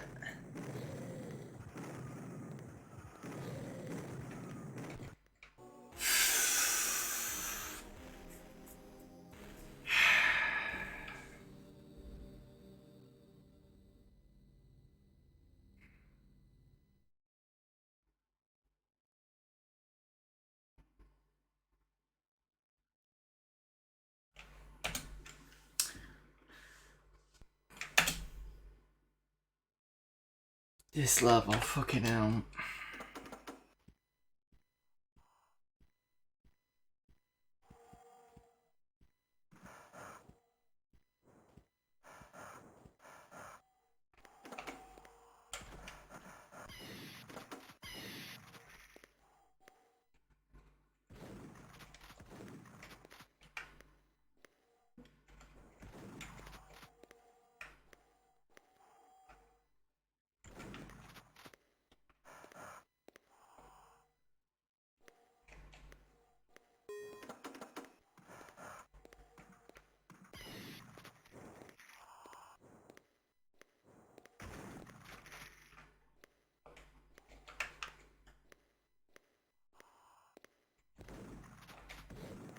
I wonder whether the blue key is either in there with the monster thing, or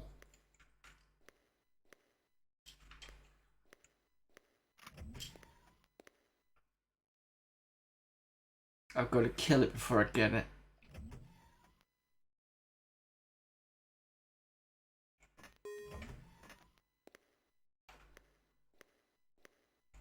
Let me see if I can get back up here.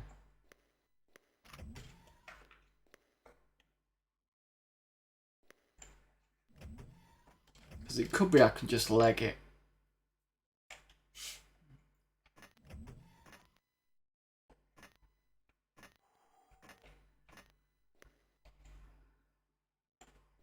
Right, okay, so if I go this way and come... Oh no, I can't.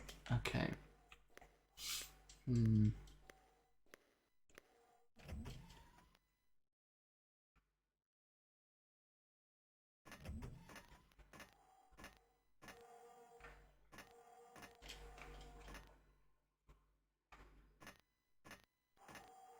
Or unless I stand at the top here and try to take him out. That could be a possibility.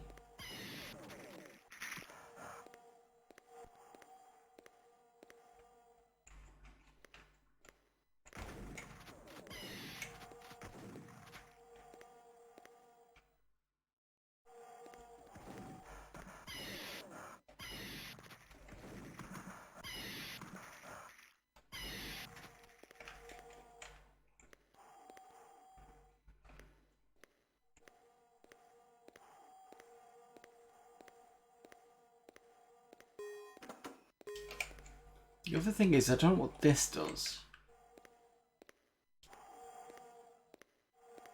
Because I've clicked it and it doesn't seem to do anything.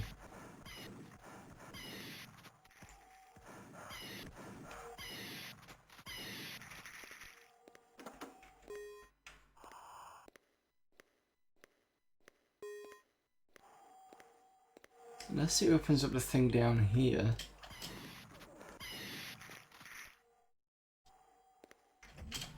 Oh, it does. Right, I see.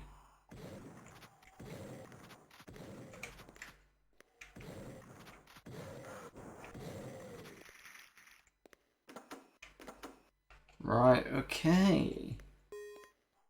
Got more on the shotgun.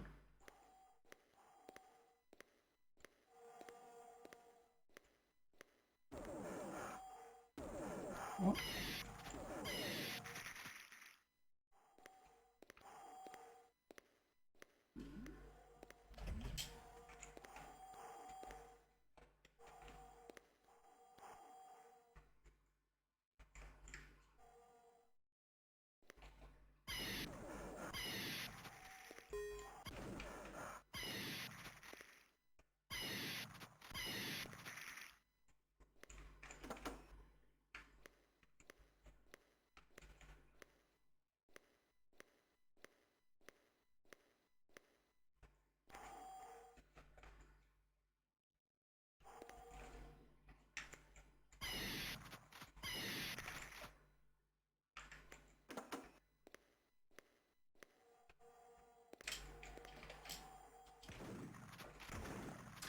I guess I won't be running out of shotgun like I was last time, but I'm wondering whether this will actually help.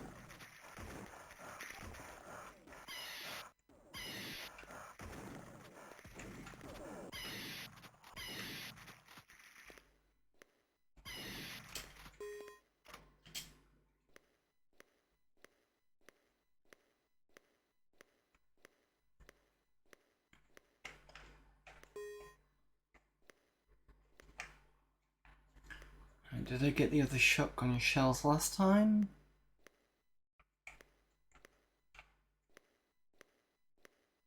Yep, okay.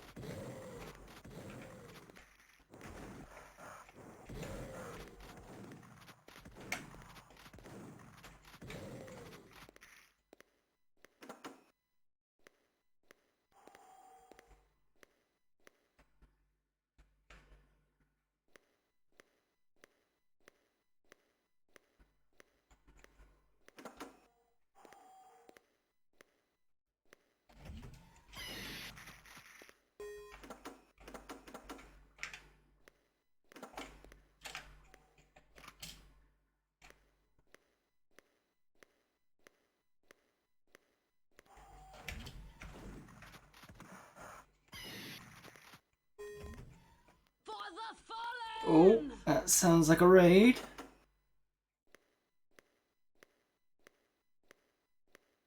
Let's wait for my viewers to update or chat to say something. And I'll start thinking.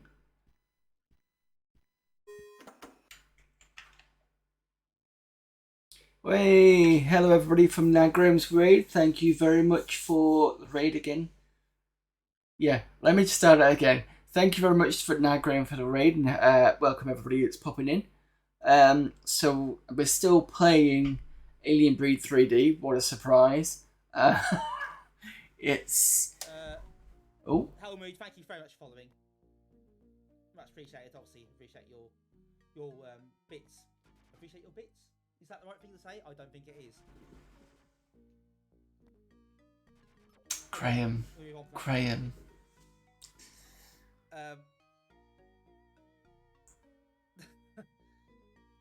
I said we'll move on very quickly.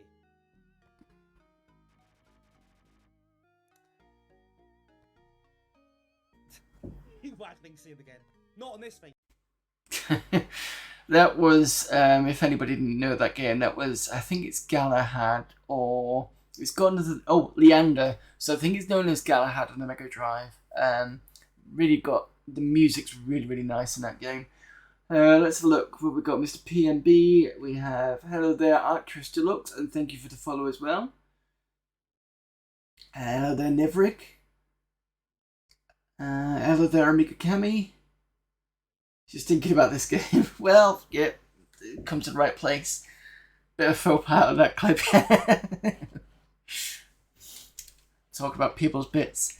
Hello there, Mitch. Sudden raid left me behind. Hello there. No problem. It is a bit annoying that the whole kind of weird bug of leaving people behind on a raid. It's kind of I've been on the end of it a couple of times.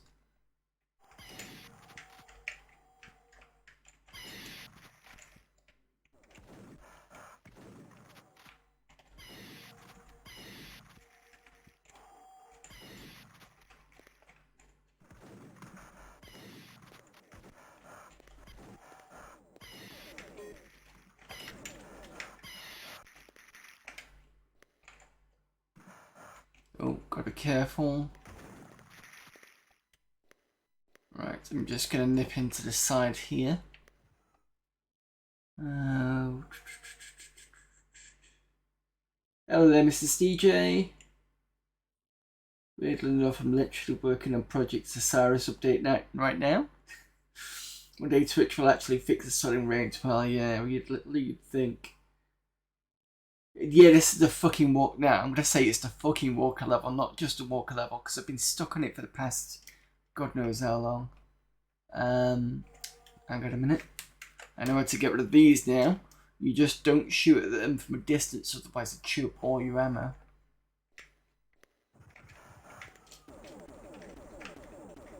Get close and bash into them,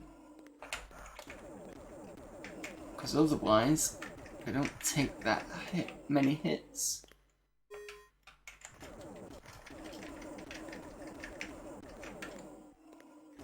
There we go. That's one gone.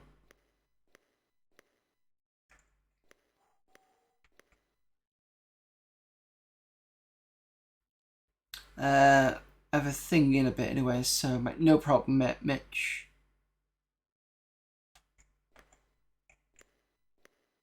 Now, are they going to give me 1 or 2 slugs? Because sometimes they give me 1. I call them slugs because I don't know what else to call them. I'm assuming they're probably like queens or something.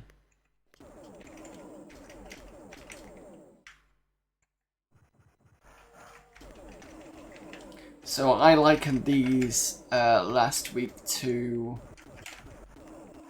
cyber demons because they fire a few shots and wander around for a bit, which means you can get close to them and deal some damage. There we go. Right. You should just find a way to glitch it in a tight space. Yeah, it's a bit...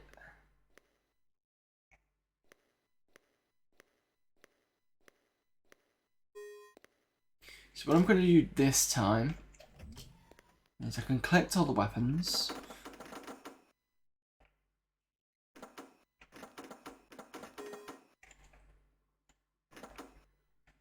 I mean, I've got a shotgun with a lot more ammo this time. Whether it's going to do anything, I don't know. The problem is I can't save. So if I die, that's it. I've got to start all over again. What I'm thinking of doing is I'm thinking of legging it, going across the other side and taking the top row. Because I think... So if I leg it round here...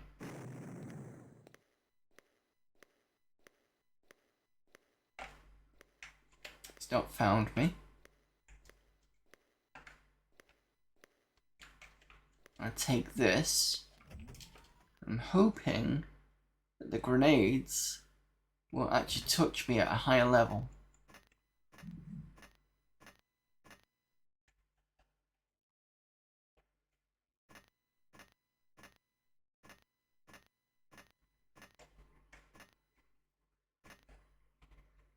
Where's he gone? Half-worms. There you are. You're there. I bet you've not seen me.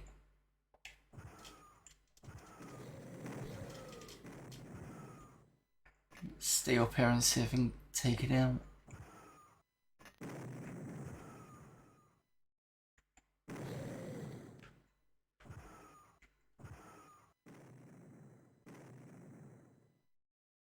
That's what I got him to.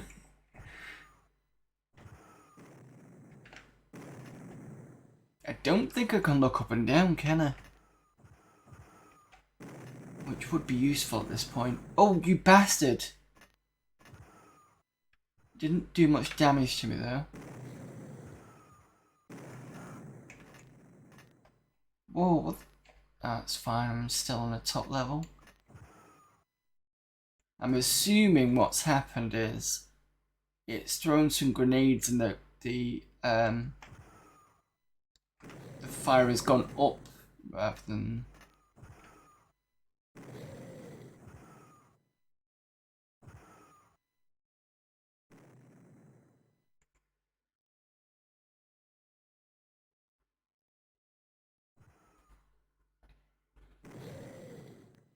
Where the did you just hurt yourself, you daft idiot?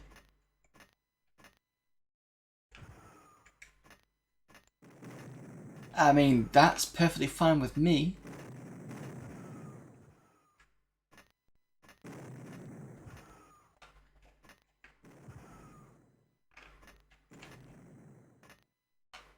I think the problem with being up here is I don't have much...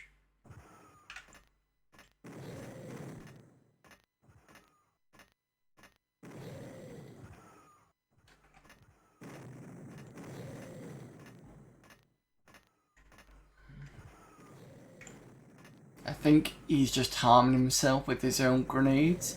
which is kind of good in a way, because it saves me half the job.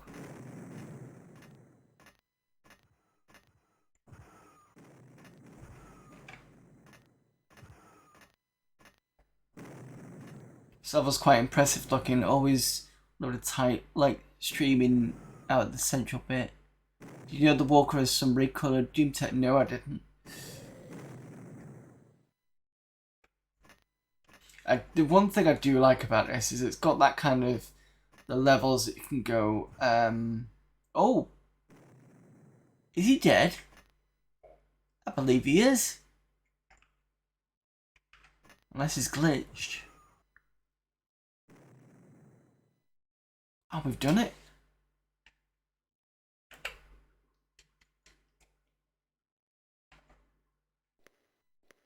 We've done it. Oh wow, most of it was his own fault. We've done it. Cool.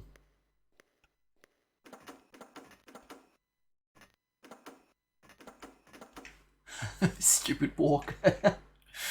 Right, so that's that done. I'm missing a key thing. I'm missing a blue. Where's the blue gone?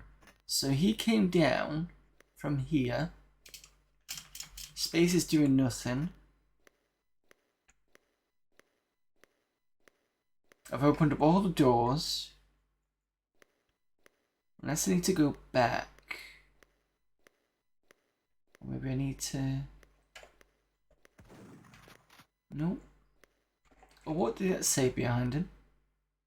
It says K2.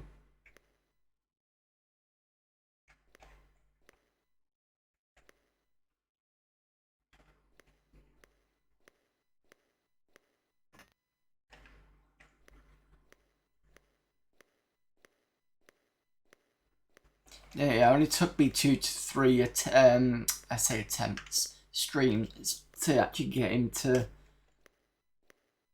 die. I think if I'd have kept on the same level as him, I wouldn't have gotten anywhere near as close to getting rid of him.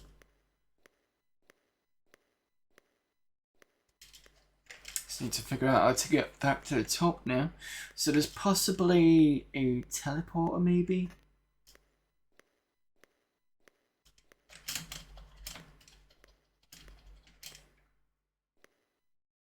Oh, Walker drops blue when it dies.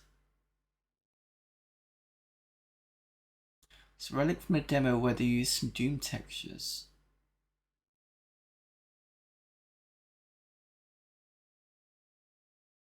Might be glitch because I've walked under him and I didn't pick up anything.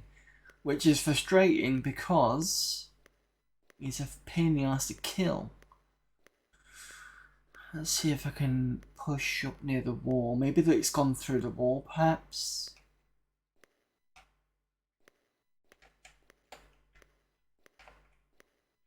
No blue key.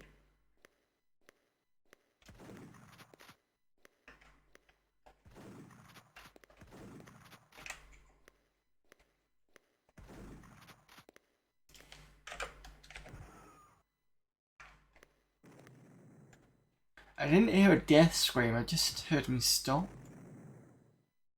See if that'll trigger anything. Nope.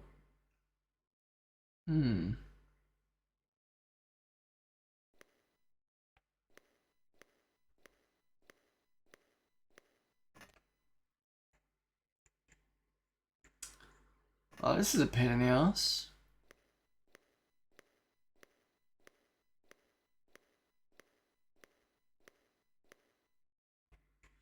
Let me just quickly check through the level to see if anything's opened up.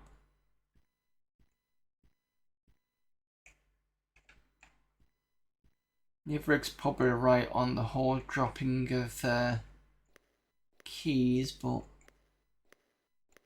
still there's no harm in checking just in case.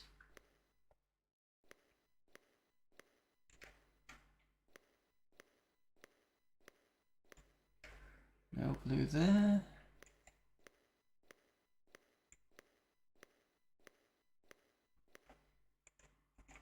Nothing.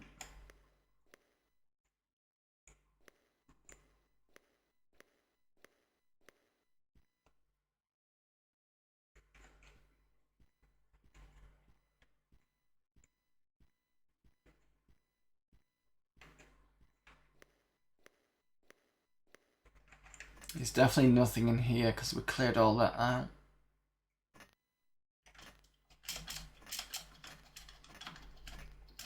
Nothing there. I'll call this a 4th and use the code for level 9, whatever the next level is. Yeah, this is level 8. Might have to do that. Because this has nothing in that way. Right, okay, I'm gonna need to find the code for level 9.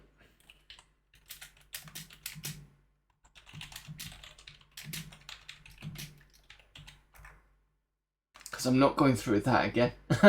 Absolutely not. Right, found something.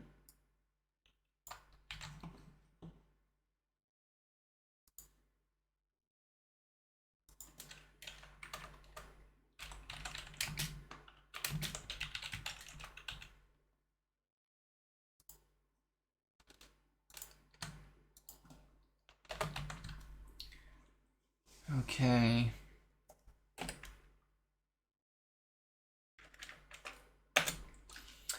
Right. LLK OHB LPN AAN EOMD Surface Zone.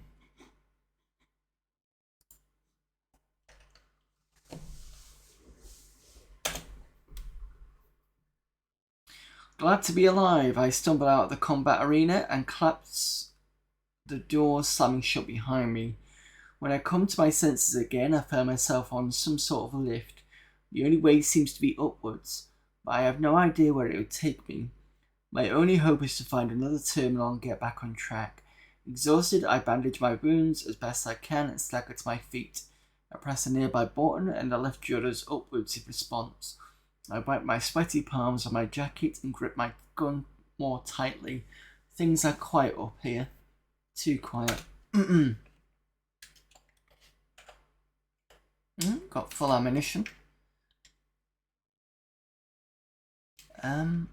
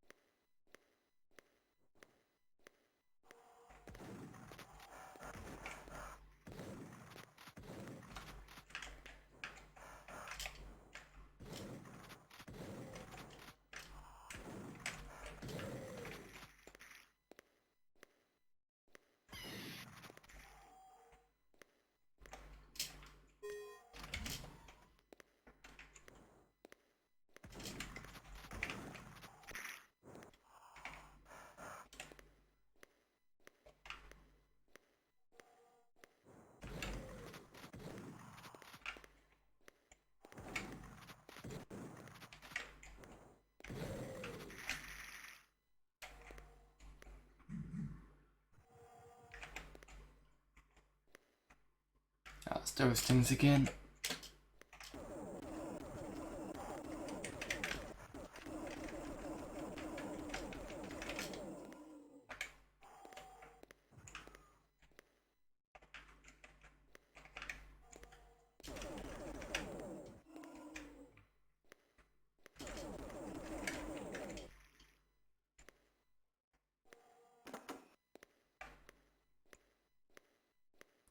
I must have quite a lot of ammo with that level code.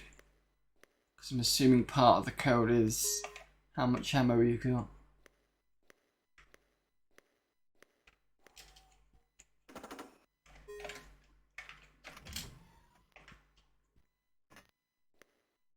As long as it doesn't give me infinite, I'm not too fussed.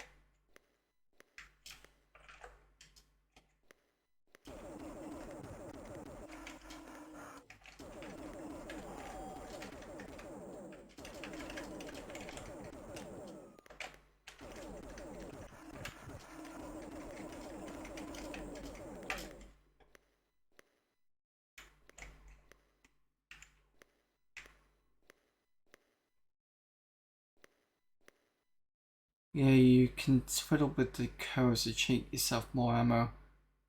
Last a few layers, okay. I just picked this up from the internet, just typed out level 9 password. That's the first thing I got from Google.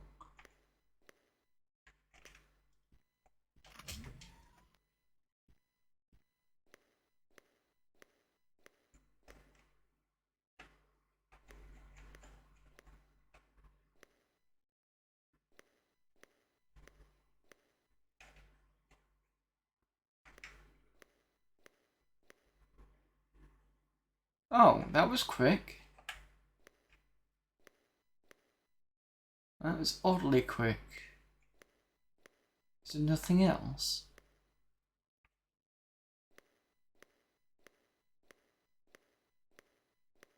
Because this is the exit. Or at least says it's the exit.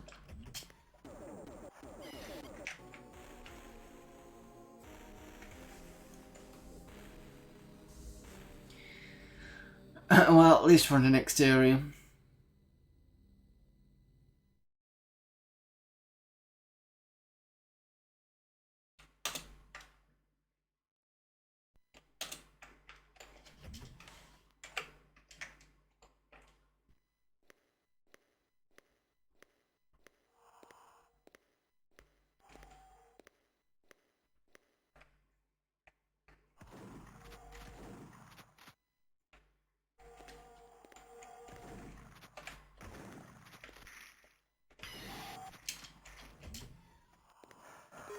Ah, didn't see you.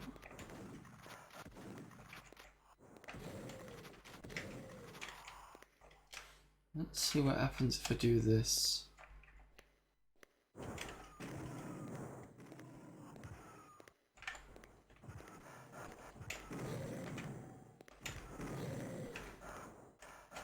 How can you survive 3 rockets?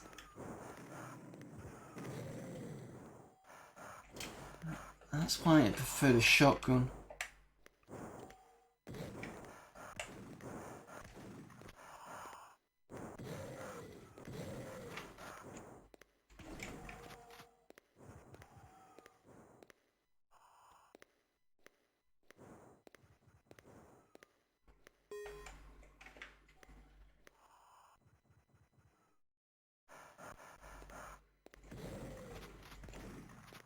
Yeah, what I've usually found in this game is, I'm going to die soon anyway, but the shotgun is usually the best weapon in the game.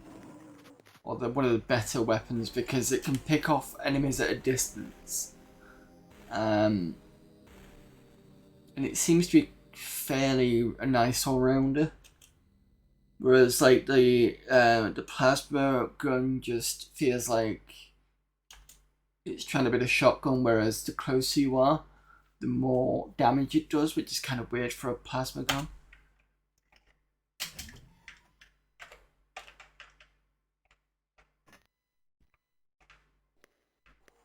And that's why I've kind of got up close and personal with the worm things, because I found I could actually kill them quicker with the plasma gun.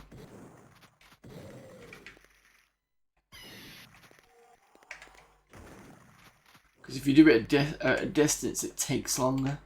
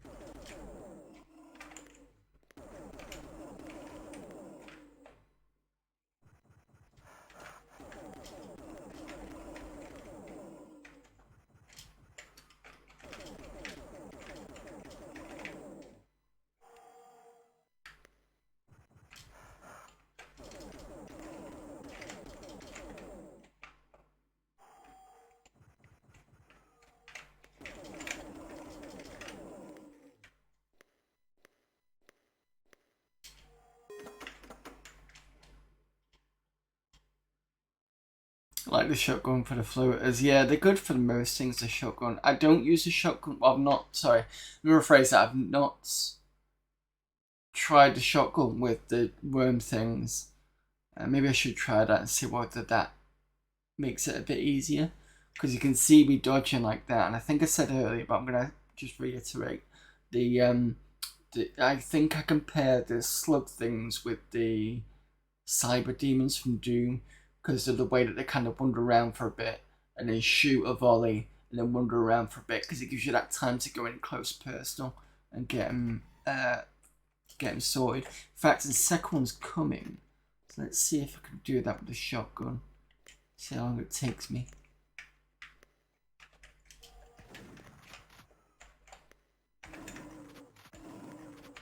It's 2.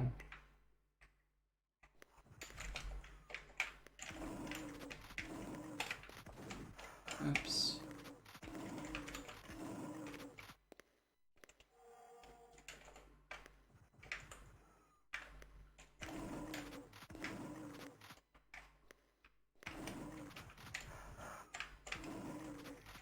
I think that's about the same.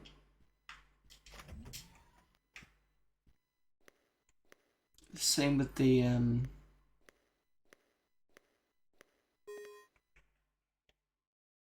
plasma as it is with the shotgun.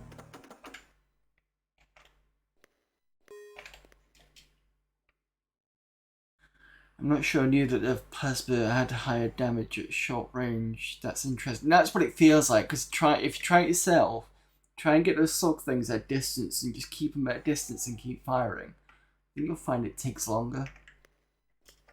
I could be wrong, but that's how it felt to me anyway.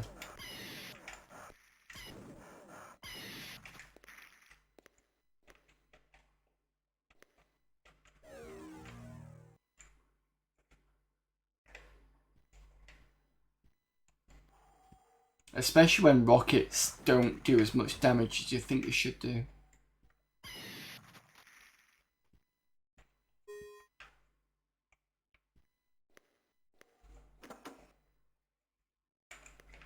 Because that floater should have been gone in about 2 rockets. Considering he's the second enemy you see.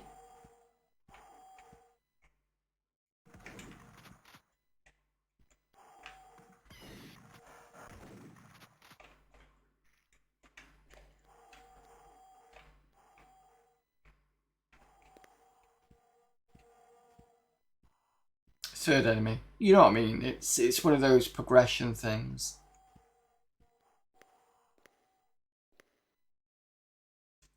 Yeah, forgot about the red dogs.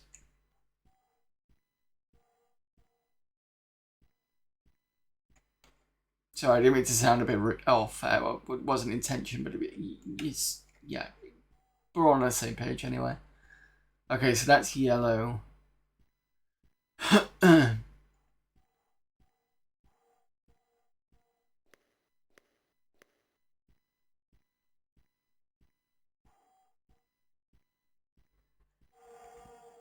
The other thing is the troopers do have different health.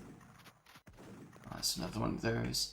So I think the first ones you find will go in one shot, and then you get the ones with the lasers. They'll take 2, and then you get the ones with the red outfits. I think they take a bit more. There's probably others as well. Oh, for crying out loud, I'm gonna die in a second.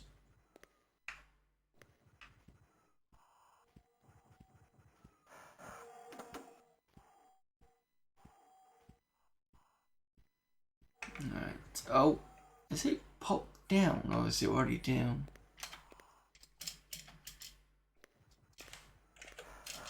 Oops.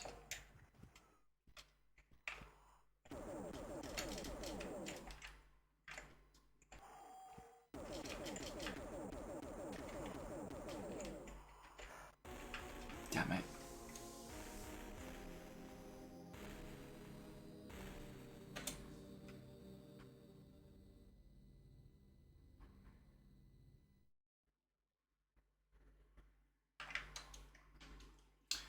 At least I can jump straight to the level I need to.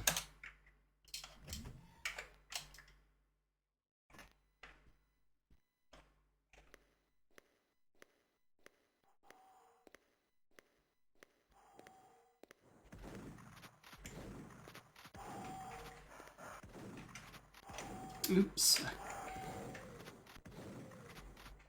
Better get strafed then.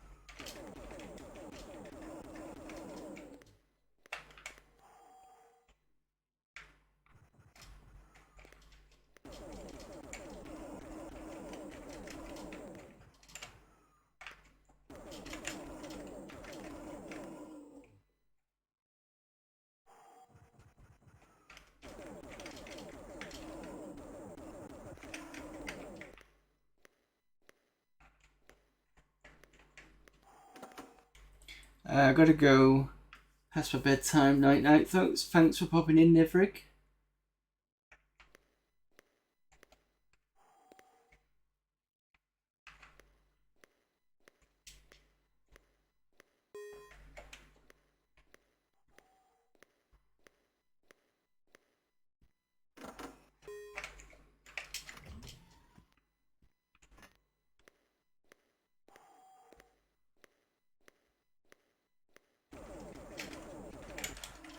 Ah.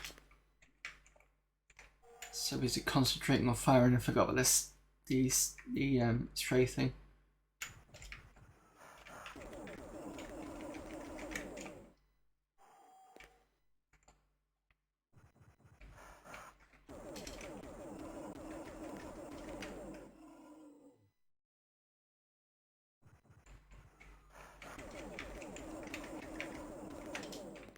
I might have to go and get some health.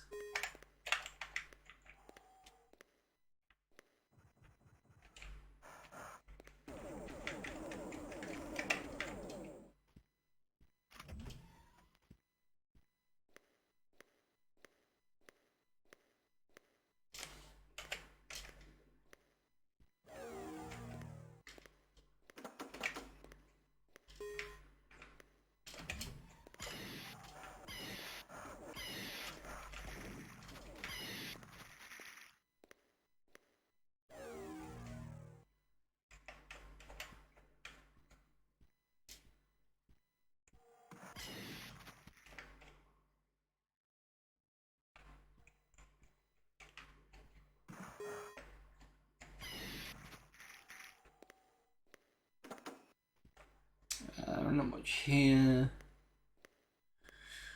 Right. This one's gonna be a bit difficult, I think.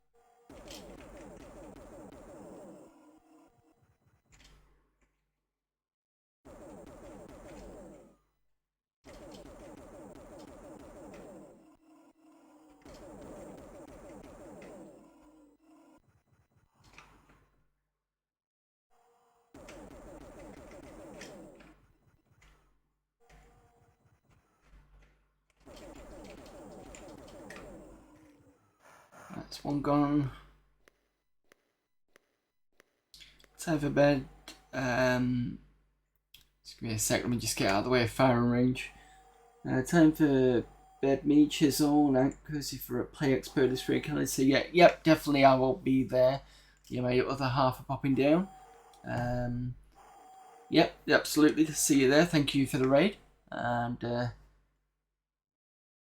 be good. I think most people usually meet up on the Friday night at the pub, so I'll probably see you there, or maybe not. Maybe I'll see you at the thing itself. Maybe find some good arcades like that weird baby Pac-Man one. Was it from last year? It was an interesting one. For those of you who didn't see that one, so the baby Pac-Man arcade was basically, I think the bottom half was a pinball table, and the top half was the video of like this standard maze. It's kind of weird. But yeah.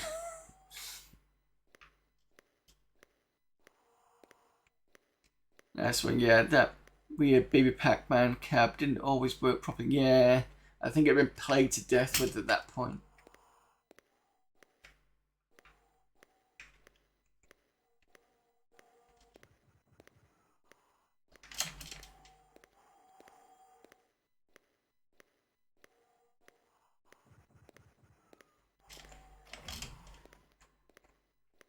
No. Don't stop me. Okay.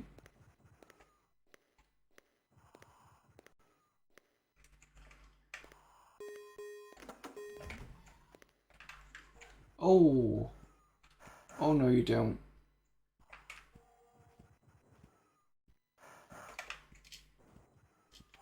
Can you let me in?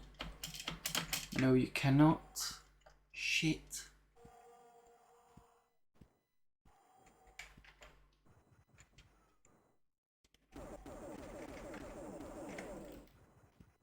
Oh, don't tell me there's a walker there.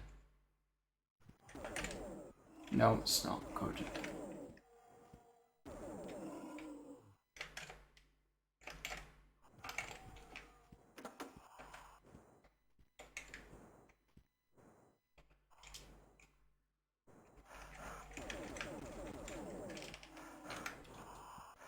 Ah, I'm being battered everywhere.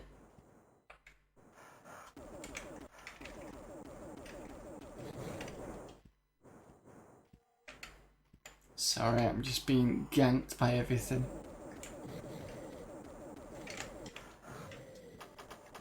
And I'm out of ammo.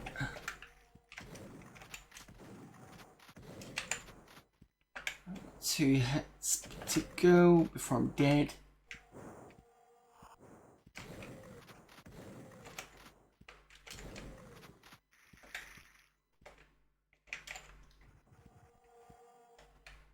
You already passed a walker in the game. Cool. That's fine.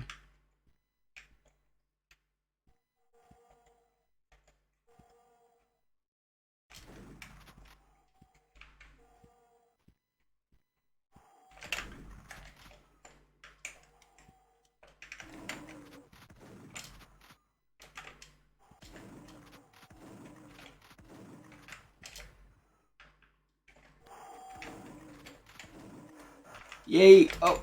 Oh! I'd only just seen that. Sorry, I'm not sure if this is your first playthrough. No, it's fine. It's fine. It is my first playthrough, but it's not too much of a spoiler, to be fair. I don't mind that sort of thing. Especially when they're really, really, really hard. And I feel it's a bit unfair.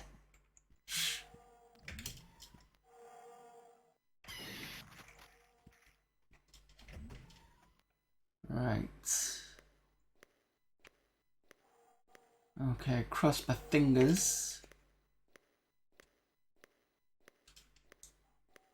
Hoping I can survive the next few bits.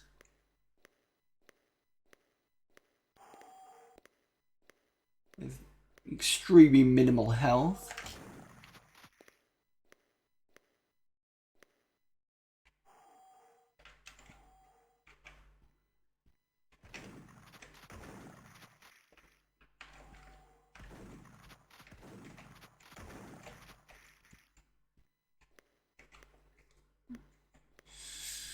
No health here. Luckily there's no troopers at the moment.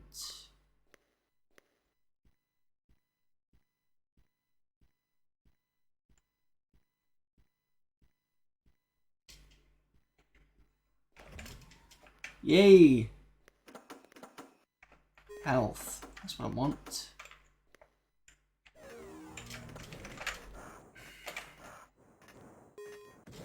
You had to put me right here, didn't you?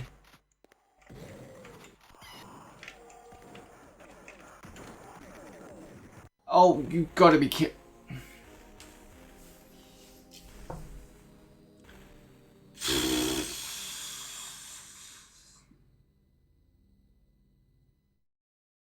I was going straight for the health because I thought if I can just nip in the health, I can probably just tank some of it. But no, there had to be a bloody slug thing there.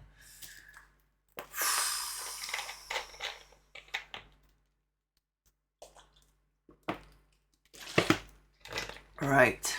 At least this level isn't too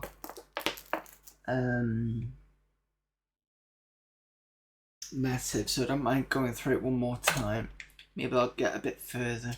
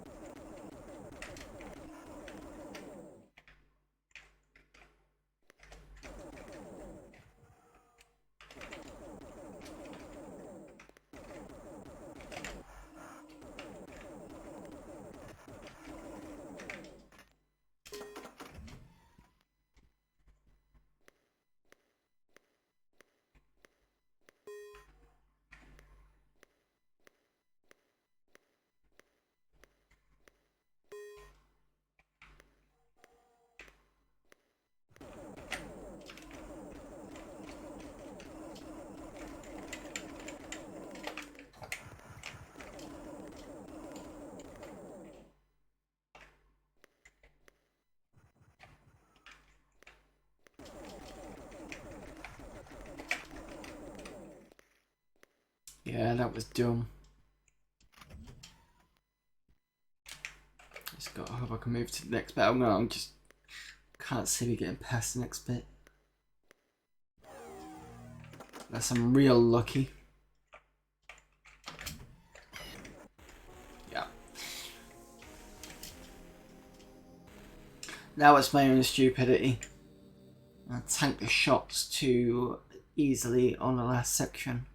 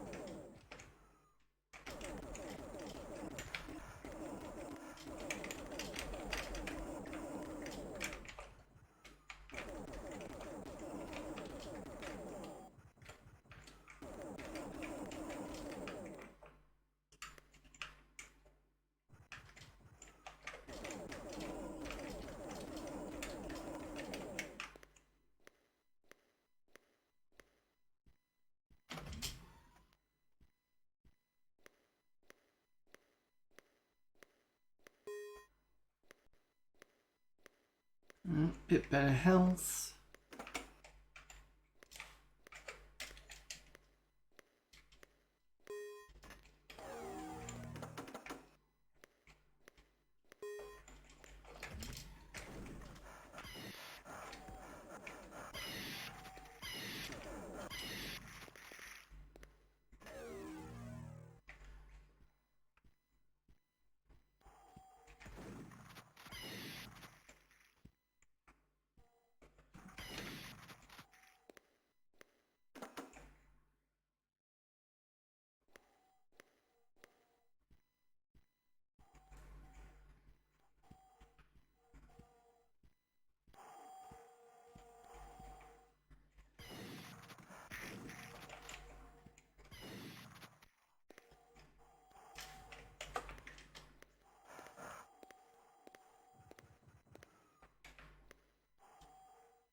Are they both down there? Ah, interesting. Oh no, one side's gone down, the other one hasn't. So usually we're set up here. And he's dropped off. Fine.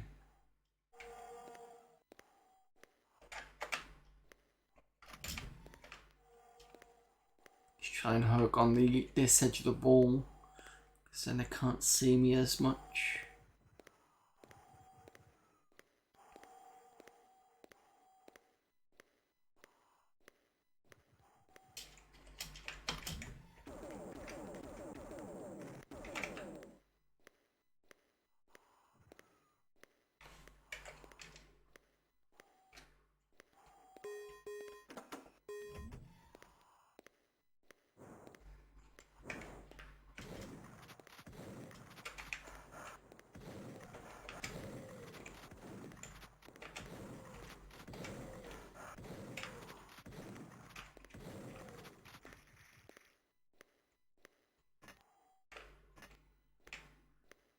I don't think I need to go down there anyway. So I can just ignore these two.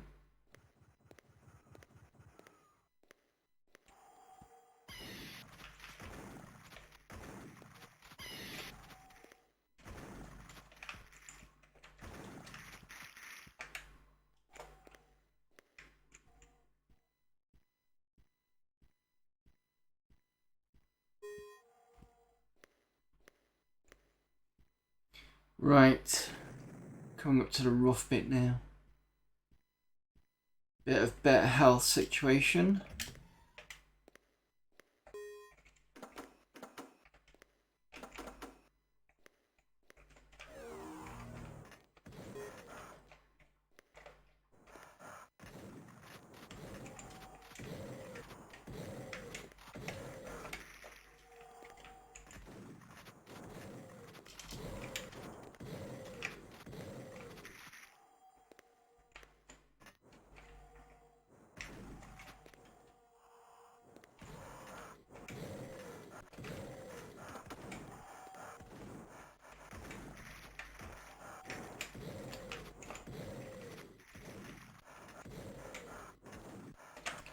Fuck's sake.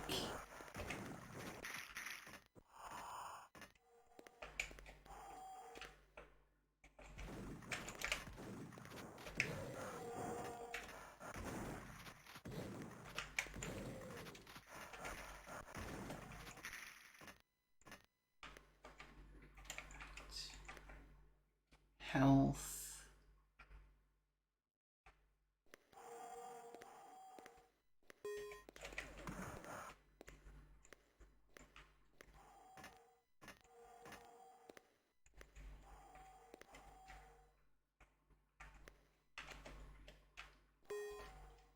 Okay, that's the exit.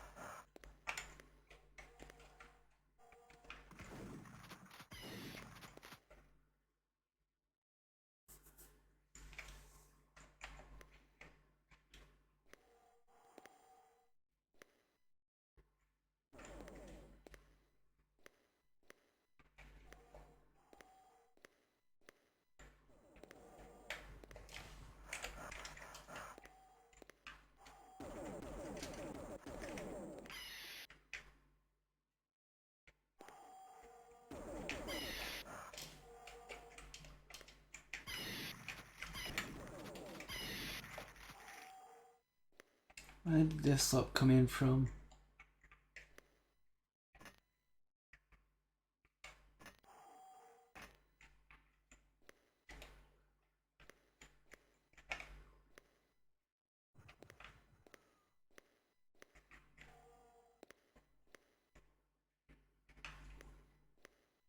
He's trying to be cautious.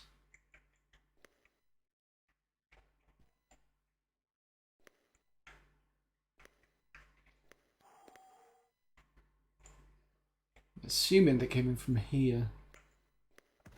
Yep. Cool. Right. Got the blue. Leg it.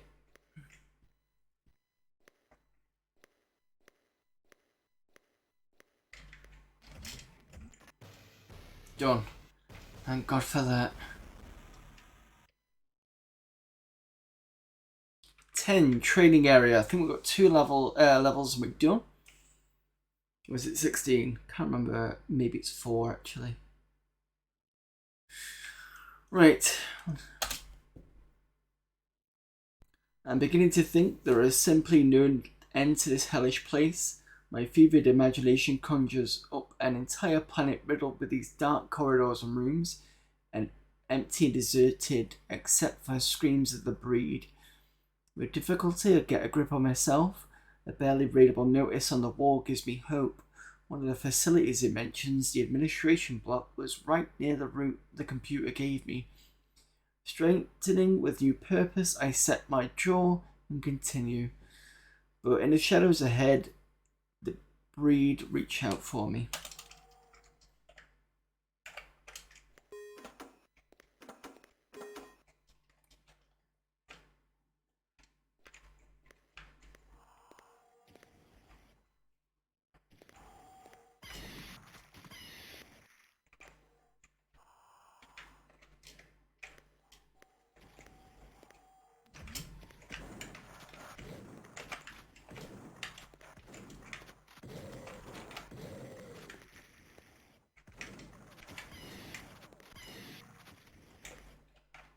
Oh, these flyer things again.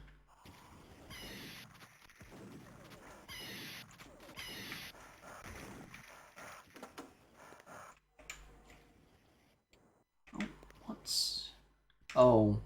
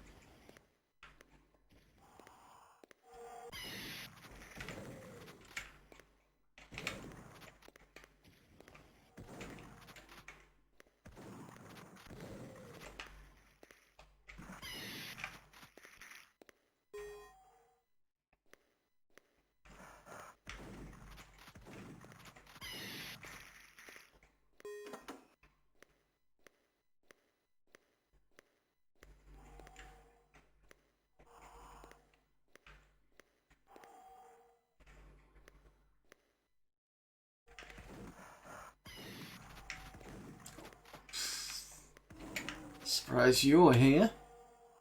Not very surprised at all.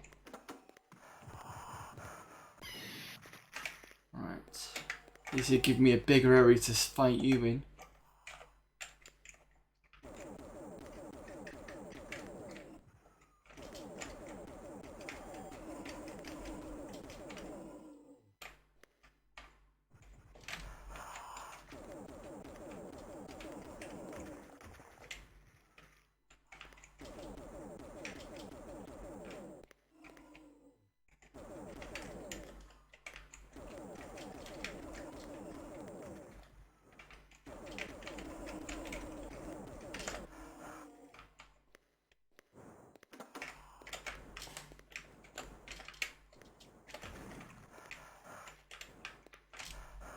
Oh, it's these fucking things.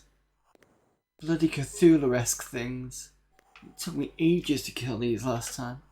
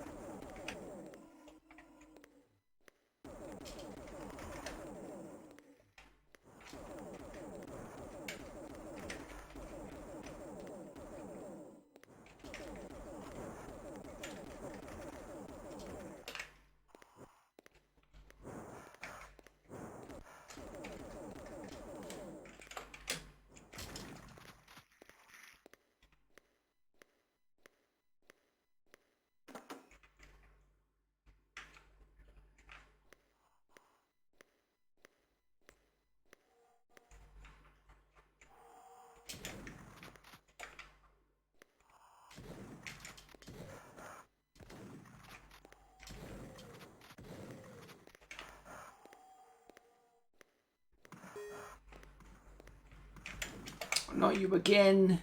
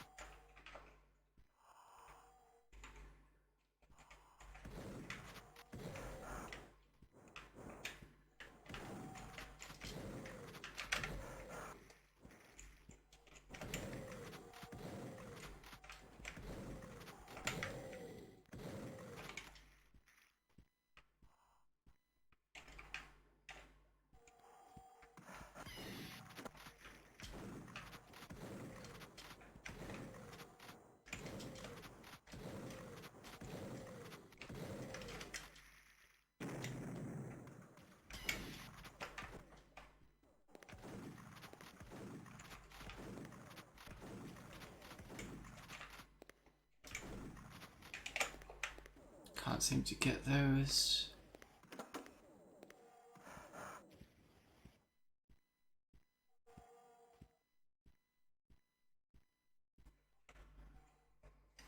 Right, I have to go and deal with the slug.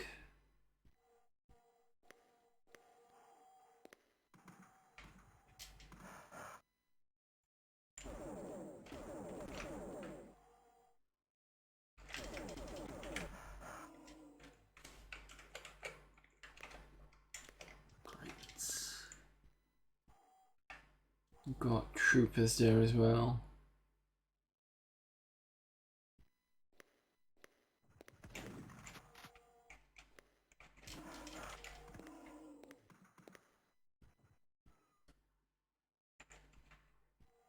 Let's go back and see if I can find some health.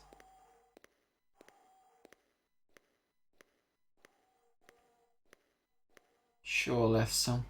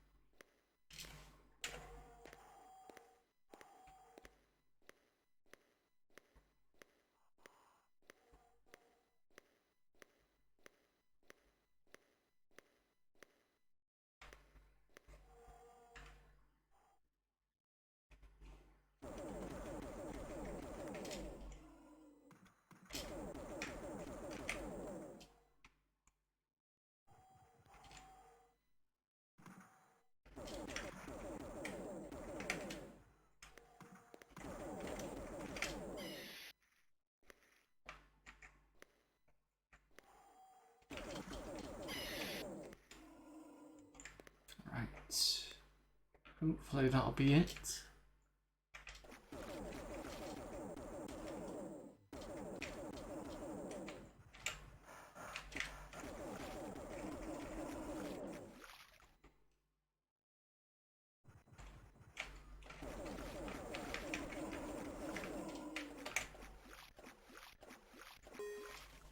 Just barely made that one.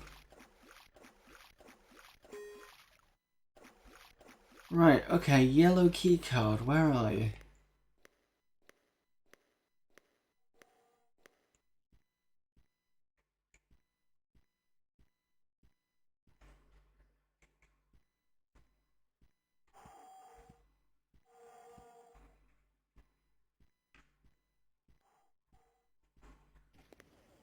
Oh, unless I've kind of got to go up here.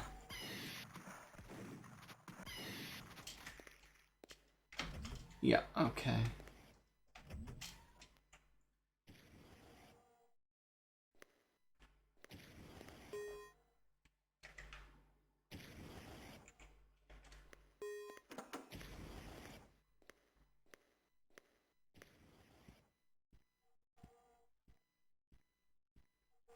I think I'll call it a night after this level.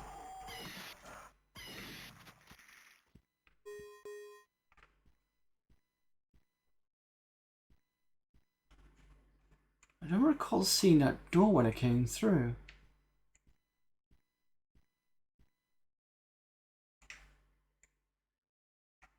Must have just not thought about it.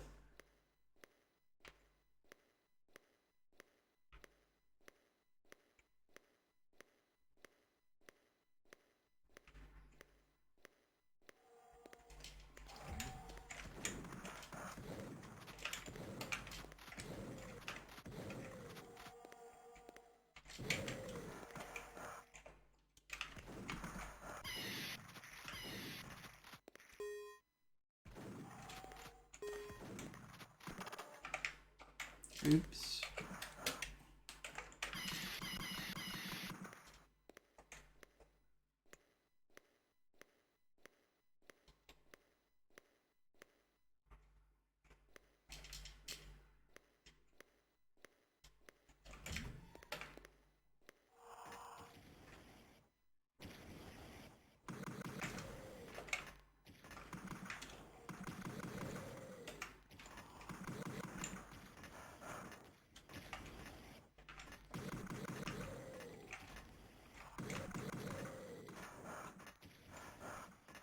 Yeah, get back in there.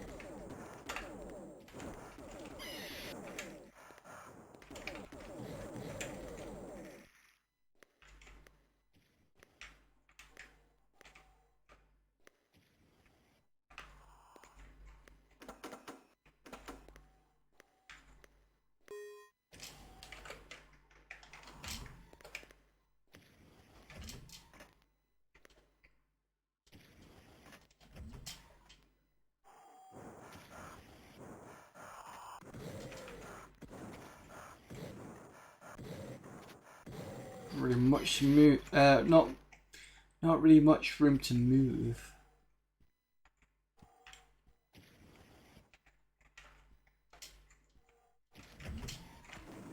Oh, not one of you again.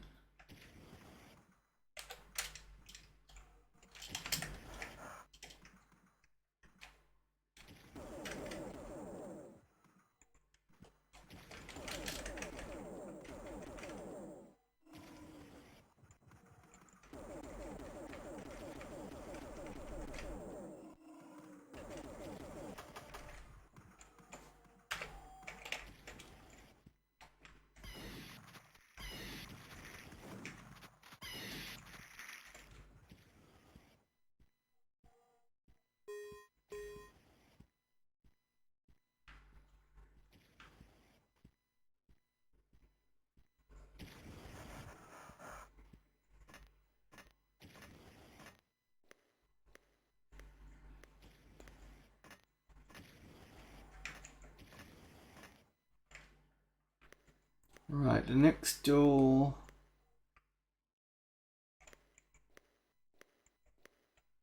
This one, there's another one somewhere.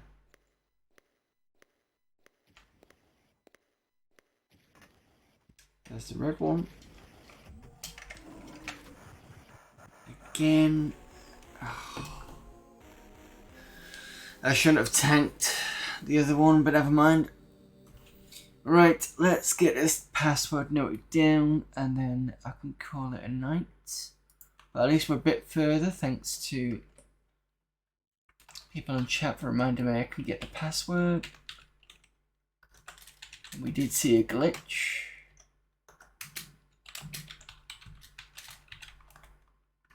Alright, so it's LOAOD LOAOD NOKEL CHK OPB LOAOD and knuckle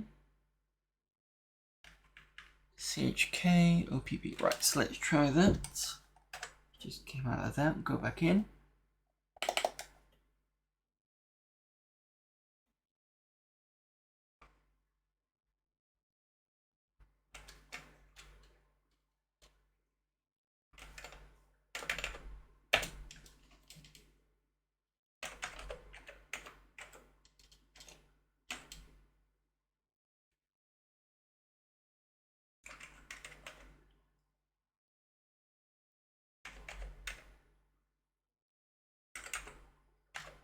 Cool, right, so we're fine with that. Right, thank you everybody for popping in. Thanks to, let me just get my stuff up. Thanks to Blast25677 for the follow, and also to Actress Durox for the follow. Thanks to Nagrim for the raid.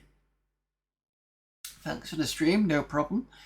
That's why I enjoy doing Amiga Monday, because I'm getting through a lot of stuff and learning a lot of things, and I'm enjoying having my setups and stuff.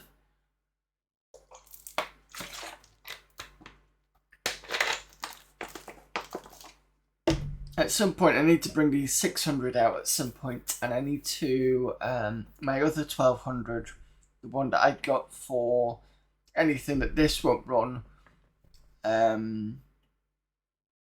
and then obviously as backup for everything I've got the Mister.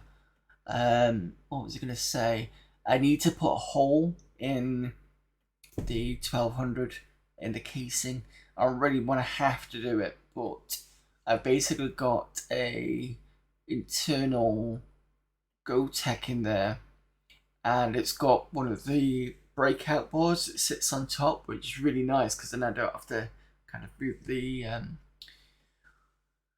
the keyboard up and down to see the readout. The problem is though, the best way for me to get the wires through is going to have to be putting a hole through it. It won't be a big hole, but it'll be something that I can get the wires through, so that'll be something. So at some point, maybe between now and next year, and with the weather being the way it is, it's probably not going to be feasible for me to do it outside, so I might have to wait until spring next year. I'll have to try and sort that out then. So yeah, that's just thinking out loud really. So we'll be back next week. We'll be doing Amiga format CD10 since we just finished this one. Carrying on with a bit of Alien Breed 3D. And it's kind of appropriate because it is supposed to be spooky month. So you've got alien denizens and stuff we've been blasting through. The other option that I could do, if I finish this before the end of the month, I'll probably play a bit of Alien 3, just to add to that kind of spooky horror month. I know it's aliens, but aliens can be spooky and horrible, so... And the first Alien is horror, so I can't see why that isn't a good idea. Let's just go on to stream ending. I need to fix the left-hand side of this now that I've made the announcement that the YouTube side is going to be pulled back a bit. But yes, I will be back tomorrow for Exile Escape from the Pit, which is a Windows 95. Well, it's done in 1995. It's an indie RPG, and that'll be on the Windows 98 box. Then Friday I'm not going to be in because I'm going to be at Play Blackpool. Next Sunday I'll probably still going to be at Blackpool. I'm just wondering what time I'm going to be back, because usually when we get back it's going to be late. So I think Sunday's going to have to be not streamed, as in Sunday's not going to be available, sorry. And then Monday we're back to this. However, the Sunday I might be putting... I'm tempted to put Jedi Knight VR on hold because we are in October. And what I wanted to do originally was try and get through Jedi Knight VR and then start a spooky game, which was going to be Alien Resurrection on the PS1. It's probably going to take me through October anyway. So just to remind people what that looks like, this is Alien Resurrection. But I'm not going to play the original. The reason why I'm not going to play... Sorry, I'm not going to play this one. And the reason why I'm not going to play this one is because... If you remember when I did Quake 2 on the Mister, I did it with mouse support. Now, I don't have mouse for the PlayStation, and it's easier for me to do it through the Mister, so I'm really tempted to do that. And then we can finish off Jedi Knight VR after we've done Alien Resurrection. So yeah, I think that's what we're going to do. So that won't be next Sunday, that'll be the Sunday after. And then I can kind of squeeze it into spooky month of October.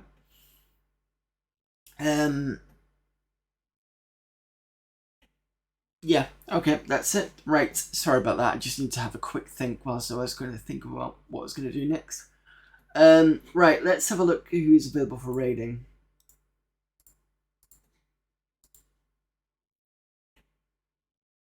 Who have we got on?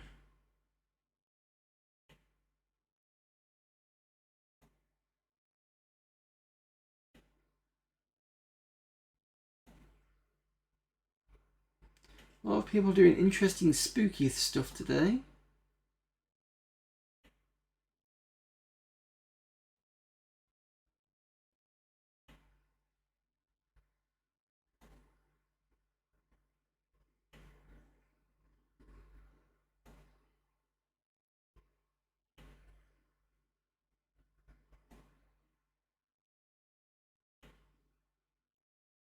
But we're gonna go with that girl Joey, who is playing Elvira, Mistress of the Dark, on her own Amiga Monday. So I might as well do that. Get some more spooky feeling going on.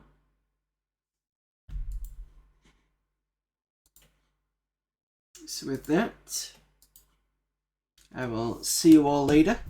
Have a good rest of the night or morning or wherever it is you are. You know the rest of my schedule, so pop in soon. And until then, I will see you later. Bye.